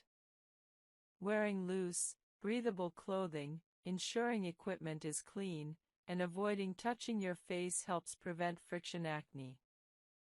Occupational chemical exposure contributes to acne in certain professions. Workers in automotive, petrochemical, or metalworking industries' exposure to mineral oils, cutting fluids, and other chemicals experience acne, occupational acne. Wearing appropriate protective equipment, washing thoroughly after work, and changing out of contaminated clothing help prevent this exposure-related acne. Chlorine exposure worsens acne, particularly in swimmers. Chlorine is drying and irritating to acne-prone skin. Swimmers should rinse immediately after swimming to remove chlorine, wash hair to prevent chlorine transfer to facial skin, and use protective products before swimming if possible. Air pollution contains particulates and oxidative stressors that settle on skin, potentially worsening acne. People living in high-pollution areas experience more acne than those in low-pollution areas. While moving isn't feasible for most people, understanding pollution as a contributing factor helps. Using air purifiers indoors, minimizing outdoor time during high-pollution days, and thorough daily cleansing to remove particulates helps mitigate pollution effects. Secondhand smoke exposure contains numerous irritants and oxidative stressors. While not as significant as direct smoking, secondhand smoke exposure is associated with worse acne. Avoiding secondhand smoke exposure is beneficial. Stress from work, relationships, or other sources increases cortisol, promoting inflammation and acne. High-stress occupations correlate with worse acne. Implementing stress management is therefore essential. Exercise, meditation, adequate sleep, and time away from work all reduce work-related stress and its acne effects. Blue light from screens, phones, computers, tablets, may contribute to acne through unknown mechanisms, though evidence is still emerging. Some evidence suggests blue light increases inflammatory markers. Limiting screen time, using blue light filters on devices, and taking frequent breaks from screens might help, particularly for those with screen-heavy occupations. Hard water, high mineral content, may contribute to acne through various mechanisms. Installing a water softener or using a shower filter might help if you have very hard water, though evidence is limited. At minimum, thorough rinsing after cleansing ensures no mineral buildup remains. Tap water quality varies by location. Some tap water contains significant levels of chlorine or other chemicals potentially irritating to acne-prone skin. Using filtered water for rinsing after cleansing or using distilled water as a final rinse might help those with particularly sensitive skin. Hormonal disruption from endocrine-disrupting chemicals in products and the environment contributes to acne. Bisphenol A, BPA, and phthalates in some plastics can disrupt hormones. Using BPA-free bottles and containers, reducing plastic use, and choosing natural products when possible reduces exposure to potential endocrine disruptors. Occupational stress combined with other factors creates a synergistic acne worsening effect. Someone working a stressful job in a hot, humid environment while wearing work clothing that causes friction experiences multiple acne-promoting factors simultaneously. Addressing modifiable factors helps mitigate cumulative effects. Understanding your specific environmental and occupational exposures allows you to make targeted changes. If heat and humidity worsen your acne, cooling strategies help. If your occupation involves chemical exposure, protective equipment helps. If stress is primary, stress management helps. Identifying your specific environmental contributors guides your approach to minimizing their acne impact. Guide 33: Advanced Retinoid Protocols and Optimization Strategies. Retinoids represent some of the most powerful acne and anti-aging treatments available, but optimizing their use requires understanding advanced protocols and strategies beyond basic application. Mastering retinoid use transforms results. Retinoid strength exists on a spectrum from gentlest, over-the-counter retinol, to most potent, prescription tretinoin. Over-the-counter retinol at 0.25 to 0.3% concentration is appropriate for first-time retinoid users. After establishing tolerance over 8 to 12 weeks, you might advance to stronger formulations. Retinol, retinaldehyde, at 0.05 to 0.1% concentration offers intermediate strength between retinol and tretinoin. Prescription retinoids include tretinoin, Retin-A, at 0.025 to 0.1%, adapalene, Differin, at 0.1%, and tazarotene at 0.025 to 0.1%. The difference between 0.025% and 0.1% tretinoin is substantial in terms of strength and irritation potential.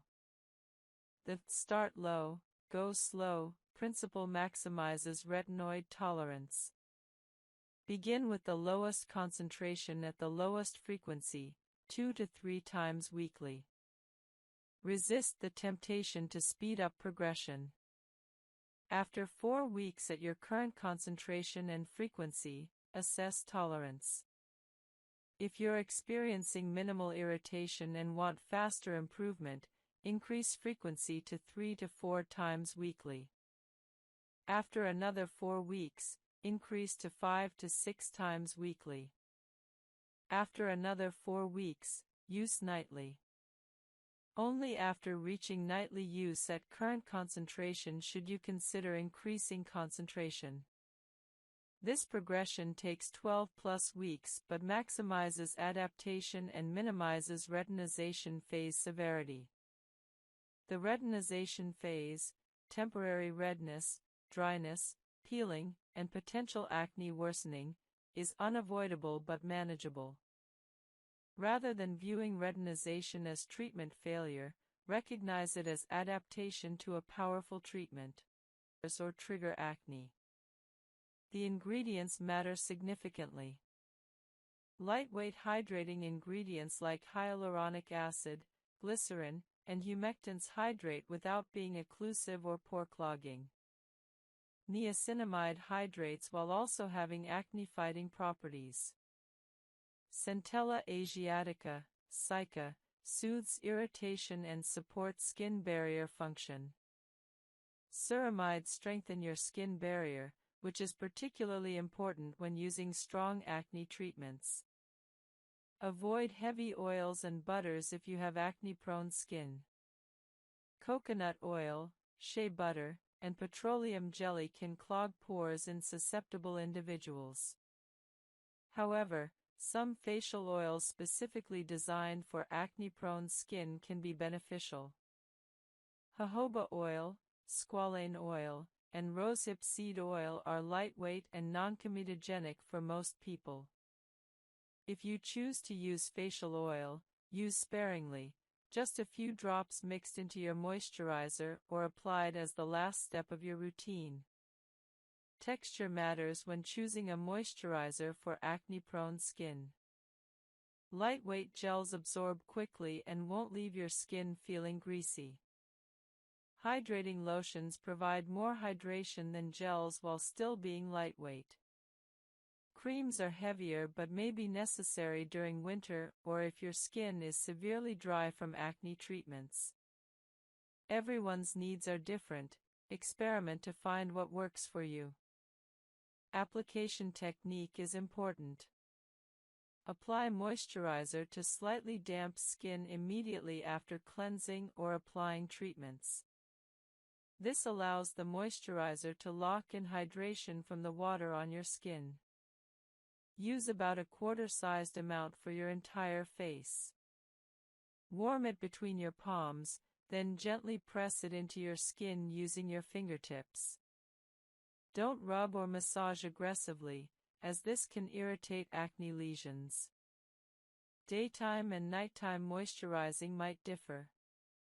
During the day, use a lightweight gel or lotion moisturizer that won't make your skin feel greasy under makeup or throughout the day.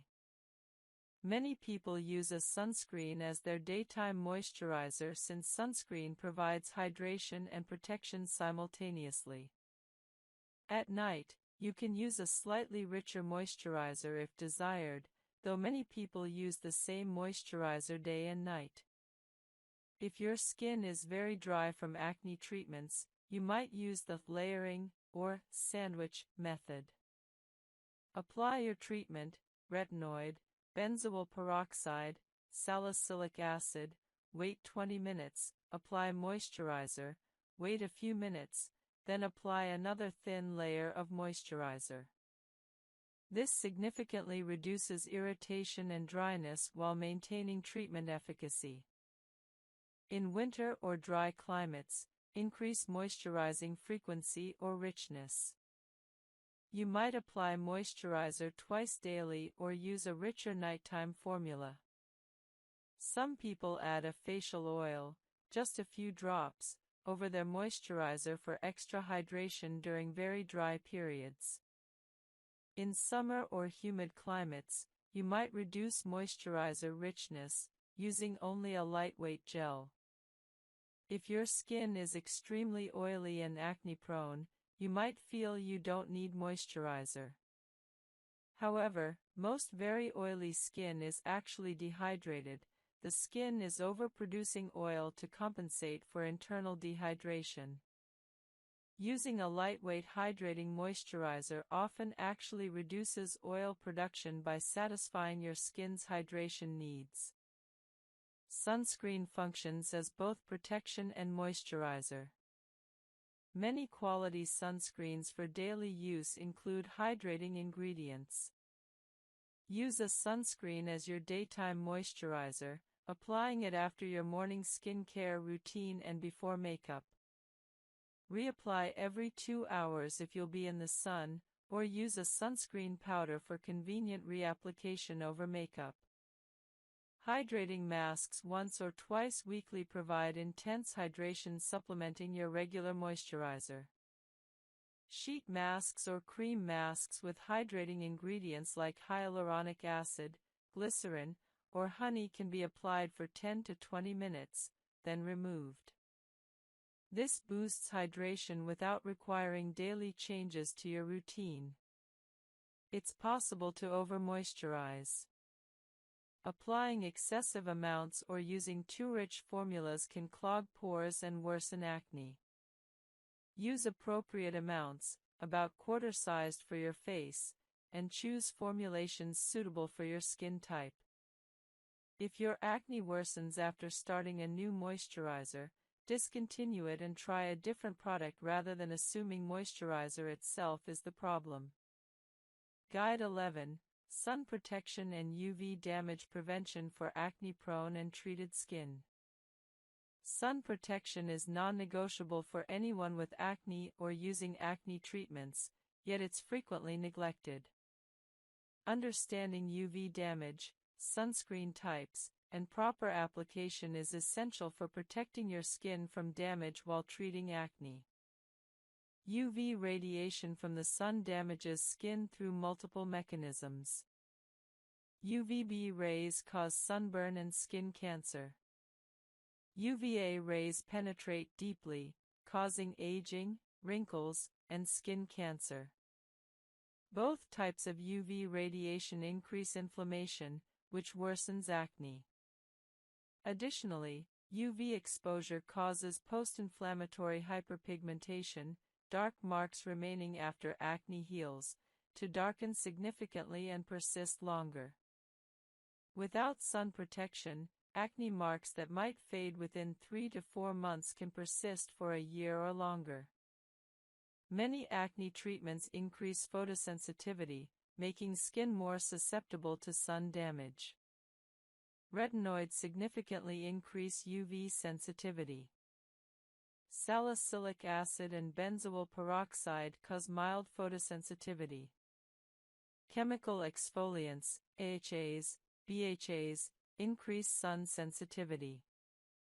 Vitamin C also increases sensitivity in some formulations.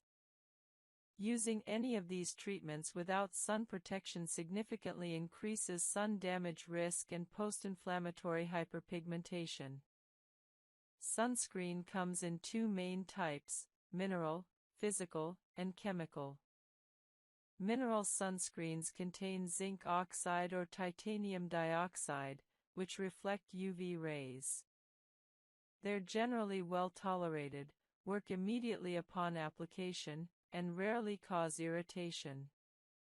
However, they can leave a white cast on skin and may feel heavy. Chemical sunscreens contain organic compounds that absorb UV rays and convert them to heat. They're typically lightweight and invisible on skin but may cause irritation in sensitive individuals and require application 15 minutes before sun exposure to be effective. For acne-prone skin, sunscreens labeled non-comedogenic or for acne-prone skin are essential. Many facial sunscreens are specifically formulated to be lightweight and non-clogging. Combination sunscreens containing both mineral and chemical ingredients often provide the best balance of effectiveness and wearability for acne-prone skin. SPF, sun protection factor, indicates protection against UVB rays. SPF 15 blocks about 93% of UVB rays, SPF 30 blocks about 97%, and SPF 50 blocks about 98%. For daily use with acne-prone skin, SPF 30 is the minimum recommended.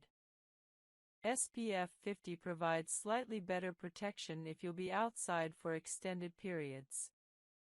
However, SPF rating says nothing about UVA protection.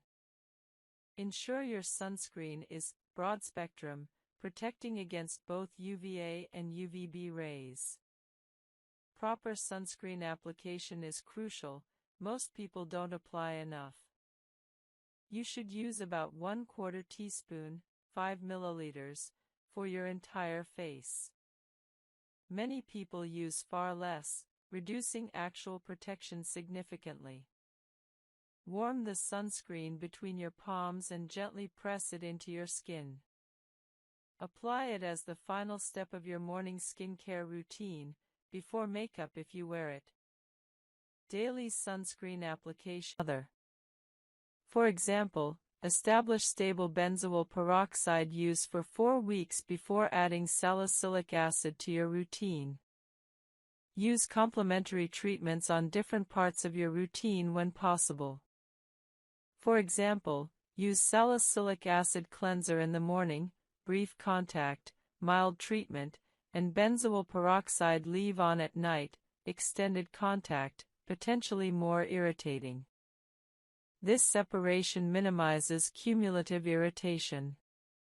Monitor for excessive irritation. If combining treatments causes significant redness, dryness, peeling, or sensitivity beyond what either treatment alone causes, reduce frequency of one or both treatments. You can use both treatments but at lower frequencies, for example, benzoyl peroxide once daily instead of twice daily, or salicylic acid 2 to 3 times weekly instead of daily. The sandwich method reduces irritation when combining treatments. Apply your first treatment, perhaps benzoyl peroxide, wait 20 minutes, apply moisturizer, then apply your second treatment, perhaps retinoid. This dilutes treatment somewhat and reduces irritation while maintaining efficacy. Some combinations should be avoided or approached cautiously. Vitamin C and benzoyl peroxide together can reduce vitamin C effectiveness, so apply these at different times. Retinoids and strong chemical exfoliants used on the same evening can cause excessive irritation. Separate these if combining. Benzoyl peroxide with niacinamide is generally fine, though separating them, benzoyl peroxide at night, niacinamide in morning moisturizer, is easier. Assessment of combination therapy effectiveness requires patience. Most people need 8 to 12 weeks of consistent combination therapy to determine if it's working well. Acne doesn't improve overnight. Allow adequate time for evaluation. Adjusting combinations based on response is important. If one component seems essential while another isn't providing obvious benefit, you might discontinue the less beneficial component. Conversely, if you're experiencing insufficient improvement, you might increase one component's frequency or concentration, or add an additional treatment, perhaps adding retinoid to an existing benzoyl peroxide and salicylic acid combination. Professional guidance is valuable when considering combination therapy for severe acne. Your dermatologist can recommend appropriate combinations, warn about potential interactions, and guide introduction sequencing. Don't hesitate to discuss combination therapy approaches with your dermatologist. Guide 24, Understanding and Managing Fungal Acne, Malassezia folliculitis. Fungal acne, more accurately called Malassezia folliculitis or Pityrosporum folliculitis, is often misdiagnosed as bacterial acne. This condition presents similarly to acne but results from yeast overgrowth rather than bacterial infection, requiring different treatment approaches. Understanding this condition prevents prolonged ineffective treatment with standard acne medications. Malassezia is a naturally occurring yeast on human skin. In most people, it colonizes skin without causing problems. However, in some individuals, conditions favor Malassezia overgrowth, leading to follicle inflammation and fungal acne appearance. Unlike bacterial acne caused by Cutibacterium acnes, fungal acne results from yeast proliferation. Fungal acne typically appears as uniform, small pustules, often in clusters on the back, chest, and shoulders, though facial fungal acne occurs. The pustules are often quite uniform in size and appearance, less variable than typical bacterial acne. Fungal acne is often very itchy or uncomfortable, more so than typical acne. It often appears or worsens after antibiotic courses, as antibiotic elimination of competing bacteria allows malassezia to proliferate unopposed. Several factors promote malassezia overgrowth. Warm, humid environments favor yeast growth, explaining why fungal acne often worsens in summer or in humid climates. Excessive sweating creates favorable conditions. Wearing tight, non-breathable clothing traps moisture and heat, promoting yeast overgrowth. Immunosuppression or diabetes can promote yeast overgrowth. Recent antibiotic courses allow malassezia to proliferate. Oil-based products and heavy moisturizers can promote yeast growth in susceptible individuals. Diagnosing fungal acne requires suspicion. If your acne doesn't respond to standard acne treatments, doesn't respond to antibiotics, or started after antibiotics, fungal acne is possible. Your dermatologist can perform a KOH, potassium hydroxide, preparation or fungal culture to confirm malassezia, though clinical diagnosis is often sufficient. Standard bacterial acne treatments are ineffective for fungal acne because they don't address yeast. Benzoyl peroxide and salicylic acid have minimal effect on malassezia. Antibiotics don't treat yeast. Retinoids don't specifically treat yeast. Using these treatments on fungal acne can be frustrating. You follow a good acne regimen but see no improvement because the underlying cause isn't bacterial. Topical antifungals effectively treat fungal acne. Ketoconazole, available in shampoos and creams, kills malassezia. Apply 2% ketoconazole cream to affected areas daily. Many people use ketoconazole shampoo on body areas, lathering and leaving it on for 5 to 10 minutes before rinsing. Ketoconazole is gentle and suitable for frequent use. Zinc pyrithione is another topical antifungal commonly found in anti-dandruff shampoos. At 1 to 2% concentration, applied daily, it reduces malassezia and can improve fungal acne. Like ketoconazole, it's gentle and suitable for long-term use. Selenium sulfide is a strong topical antifungal traditionally used for fungal skin conditions. At 2.5% concentration, available by prescription, applied daily, selenium sulfide effectively treats fungal acne. However, some people find it irritating or have sensitivity, limiting its use in some cases. For extensive fungal acne or fungal acne resistant to topical antifungals, oral antifungals may be necessary. Fluconazole is a systemic antifungal taken orally. Typical dosing for fungal acne is 50 to 100 mg daily for 2 to 4 weeks, or alternatively, 200 mg weekly for several weeks. Oral fluconazole effectively treats extensive fungal acne and reaches areas topical antifungals cannot. However, oral antifungals can have side effects and require more medical supervision than topicals.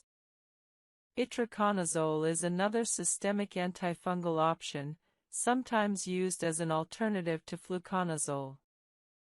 Dosing and duration vary based on specific protocols and severity. Additional strategies for fungal acne management include addressing contributing factors. Wear breathable, moisture-wicking clothing. Shower promptly after sweating. Keep skin clean and dry. Use gentle, minimal skin care.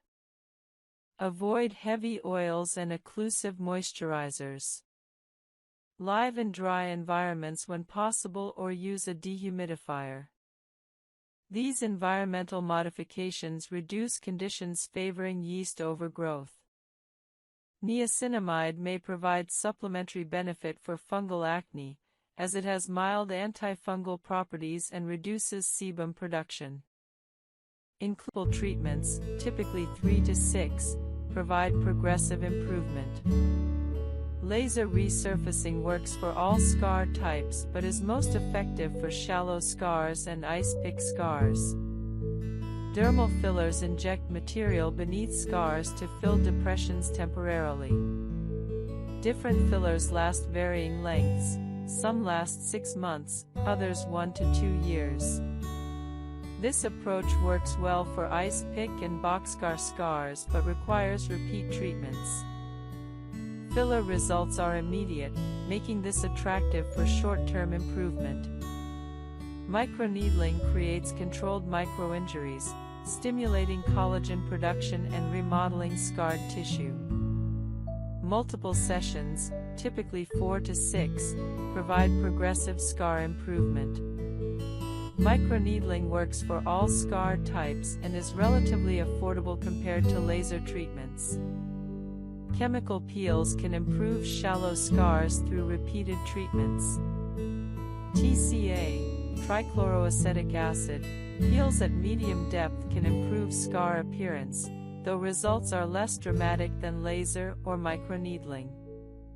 Treatment selection depends on scar type, depth, and individual factors. Dermatologists typically recommend combination approaches, perhaps subcision combined with microneedling, or laser resurfacing combined with fillers. Severe, extensive scarring might warrant multiple treatment types performed sequentially. Realistic expectations are essential. Most scars can be significantly improved but rarely completely eliminated. Even after multiple treatments, mild scarring typically remains. However, significant improvement is usually achievable with appropriate treatments. Guide 13: Face Masks and Professional Facials for Acne Management. Face masks and professional facials supplement your daily skincare routine, providing concentrated treatments and professional expertise. Understanding various mask types and facial treatments helps you select appropriate options for your skin concerns. Clay masks absorb excess oil and impurities, making them ideal for oily, acne-prone skin. Green clay and kaolin clay are particularly effective. These masks draw out sebum, bacteria, and impurities from pores. Use clay masks 1 to 2 times weekly for 10 to 15 minutes on clean skin. Apply evenly, avoiding the eye area. As the mask dries, you'll feel slight tightening as oil is extracted. Rinse with lukewarm water and follow with moisturizer, as clay masks can be drying. Sheet masks infused with acne-fighting ingredients like salicylic acid, tea tree oil, or niacinamide provide targeted treatment and hydration simultaneously. Apply sheet masks to clean skin for 15 to 20 minutes, then remove and pat remaining serum into skin. Use 2 to 3 times weekly. Sheet masks are convenient, mess-free, and come in numerous formulations targeting specific concerns. Hydrating masks with hyaluronic acid, glycerin, or ceramides balance skin and prevent overdrying from acne treatments. These masks are essential if your acne treatment regimen is causing excessive dryness. Use hydrating masks 1 to 2 times weekly, particularly on days when you're using strong actives like retinoids or chemical exfoliants. Mud masks similar to clay masks draw impurities from pores while providing mineral content. Some formulations include additional active ingredients. Use similarly to clay masks, 1 to 2 times weekly for 10 to 15 minutes. Charcoal masks draw impurities from deep within pores.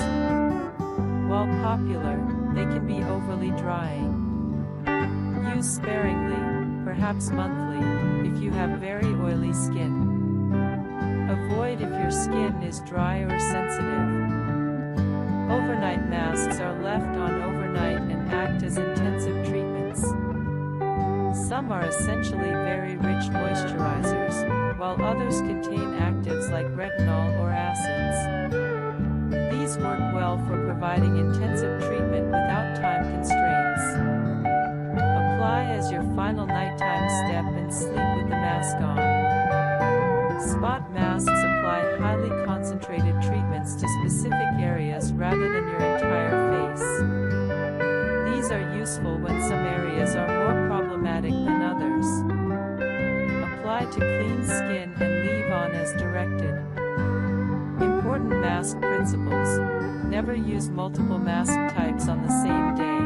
Choose one mask per skincare session. Always follow mask application with appropriate moisturizer, as masks can be drying. Start with masks once weekly, increasing frequency only as your skin demonstrates tolerance. Don't leave masks on longer than recommended. Longer application doesn't mean better results and risks overdrying. Masks are supplements to your core routine, not replacements for daily cleansing and treatment. Professional facials go beyond at-home masks, utilizing professional strength products, specialized equipment, and esthetician expertise. A typical acne-focused facial includes cleansing, exfoliation, extraction, treatment mask, and moisturizer application. The extraction component, professional removal of comedones, provides benefits impossible to achieve safely at home. Hydrofacial uses suction technology to extract impurities from pores without harsh manual extraction. A spiral tip applies suction while simultaneously infusing treatment serums. Hydrofacials provide immediate visible improvement, particularly for comedones. Most people see results after a single treatment, with cumulative benefits after 4 to 6 treatments performed monthly. Chemical peel facials use professional strength acids, glycolic acid, salicylic acid, or lactic acid, to exfoliate multiple skin layers. Superficial peels cause mild redness and slight flaking but require no downtime. Medium peels cause more significant exfoliation and require several days of recovery. Chemical peels improve acne, texture, and hyperpigmentation significantly. Monthly superficial peels or quarterly medium peels provide excellent results. Blue light therapy facials use specific light wavelengths to kill acne-causing bacteria. Blue light, around 415 nanometers wavelength, is particularly effective against Cutibacterium acnes. Treatments typically last 15 to 20 minutes. Most treatment plans include 6 to 8 sessions, sometimes combined with red light therapy for inflammation reduction. Blue light therapy is particularly valuable for those seeking non-chemical treatment or for bacterial acne resistant to other treatments. Microdermabrasion facials use fine crystals or a diamond tip to physically exfoliate skin. This removes dead skin cells, unclogs pores, and stimulates collagen production. Results are immediate visible skin smoothing. Regular microdermabrasion, monthly, maintains clear skin and improves texture. Oxygen facials infuse pressurized oxygen with serums deep into skin. While marketed aggressively, evidence for exceptional benefits is limited. However, many people report improved hydration and glow after oxygen facials. Dermaplane facials use a sterile blade to remove fine facial hair and dead skin cells. This provides exfoliation and hair removal simultaneously. Results are immediate, smooth, bright skin. However, dermaplane isn't appropriate for acne lesions. Laser facials use laser technology for exfoliation, collagen stimulation, and targeted treatment of specific concerns. Fractional laser facials are gentler than full laser resurfacing and provide results with minimal downtime. Professional facials are most effective when combined with consistent home skincare. Monthly professional treatments combined with daily, even when staying indoors, is important when using acne treatments. Window glass blocks most UVB rays but not UVA rays, meaning significant UV damage can occur through windows. If you're at a desk near a window or driving frequently, you're receiving substantial UV exposure even without being outdoors. Sunscreen reapplication is necessary if you're outside for extended periods. Reapply every 2 hours, or immediately after swimming or sweating.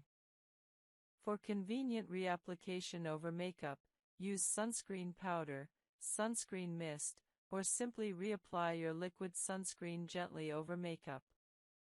Additional sun protection measures supplement sunscreen. Wear protective clothing, long sleeves, pants, and hats when possible. Sunglasses protect the delicate eye area and surrounding skin. Seek shade during peak UV hours, 10 a.m. to 4 p.m., when UV intensity is highest. Even with perfect sunscreen use, additional protection measures are valuable. Vitamin D production requires some UV exposure, so complete sun avoidance isn't necessary or healthy. However, brief incidental sun exposure during daily activities provides adequate vitamin D, while protecting skin involves consistent sunscreen use and protective measures during extended outdoor activities. Sunscreen ingredients sometimes interact with other skincare products. Benzoyl peroxide can reduce some sunscreen ingredient effectiveness. Apply sunscreen after benzoyl peroxide and wait a few minutes before reapplying other products. Generally, sunscreen should be your final skincare step before makeup. If you develop a sunburn despite sunscreen use, cool compresses, hydration, and soothing products like aloe vera help. Avoid further sun exposure until healed. Severe sunburns are dangerous and should be treated seriously. However, if you're using appropriate sunscreen correctly and minimizing peak sun exposure, severe sunburns should be rare. Guide 12. Treating post-inflammatory hyperpigmentation and acne scarring. After acne heals, two primary complications can persist: post-inflammatory hyperpigmentation, dark marks, and physical scarring. Understanding these conditions and the various treatment approaches available is essential for achieving truly clear skin, not just clear of active acne but also free from acne's lasting marks. Post-inflammatory hyperpigmentation, PIH, appears as flat, dark patches or spots where acne was previously present. These marks result from inflammation triggering excess melanin production in healing skin. PIH is particularly common in individuals with darker skin tones and in areas that received more inflammation or trauma. Unlike active acne, PIH doesn't involve bacteria or require acne-specific treatments. It requires treatments targeting melanin and pigmentation. Understanding PIH timeline is important for realistic expectations. Most PIH gradually fades naturally over 6 to 12 months with consistent sun protection, even without treatment. However, this timeline can feel unacceptably long, motivating people to pursue active treatments. The good news is that numerous treatments significantly accelerate PIH fading. Sunscreen is the foundational PIH treatment. UV exposure directly darkens hyperpigmentation, extending the timeline for natural fading. Using SPF 30+ daily and avoiding sun exposure accelerates PIH resolution dramatically. Some PIH that might take 12 months to fade with poor sun protection might fade within 3 to 4 months with strict sun protection. Vitamin C serums brighten hyperpigmentation and even skin tone. L-ascorbic acid at 15 to 20% concentration is most effective, though magnesium ascorbyl phosphate and other stabilized forms also work. Apply vitamin C serum daily in the morning before sunscreen. Results typically appear after 4 to 8 weeks of consistent use. Vitamin C also provides antioxidant protection and stimulates collagen production as a bonus benefit. Niacinamide reduces post-inflammatory redness and even skin tone. At 4 to 5% concentration in moisturizers or serums, applied daily, niacinamide shows improvements in PIH within 4 to 8 weeks. Niacinamide is gentle, suitable for even very sensitive skin, and works well in combination with other treatments. Azelaic acid is particularly effective for PIH. At 15 to 20% concentration, applied twice daily, azelaic acid reduces melanin production and even skin tone. Prescription azelaic acid, Azalex, Phenacea, is more potent than over-the-counter versions. Many dermatologists recommend azelaic acid specifically for PIH management. Results typically appear within 4 to 8 weeks. Kojic acid inhibits melanin production. Available in serums and creams at 1 to 2% concentration, applied daily, kojic acid gradually lightens hyperpigmentation. Results take 4 to 8 weeks of consistent use. Kojic acid is generally well tolerated but can cause mild irritation in some individuals.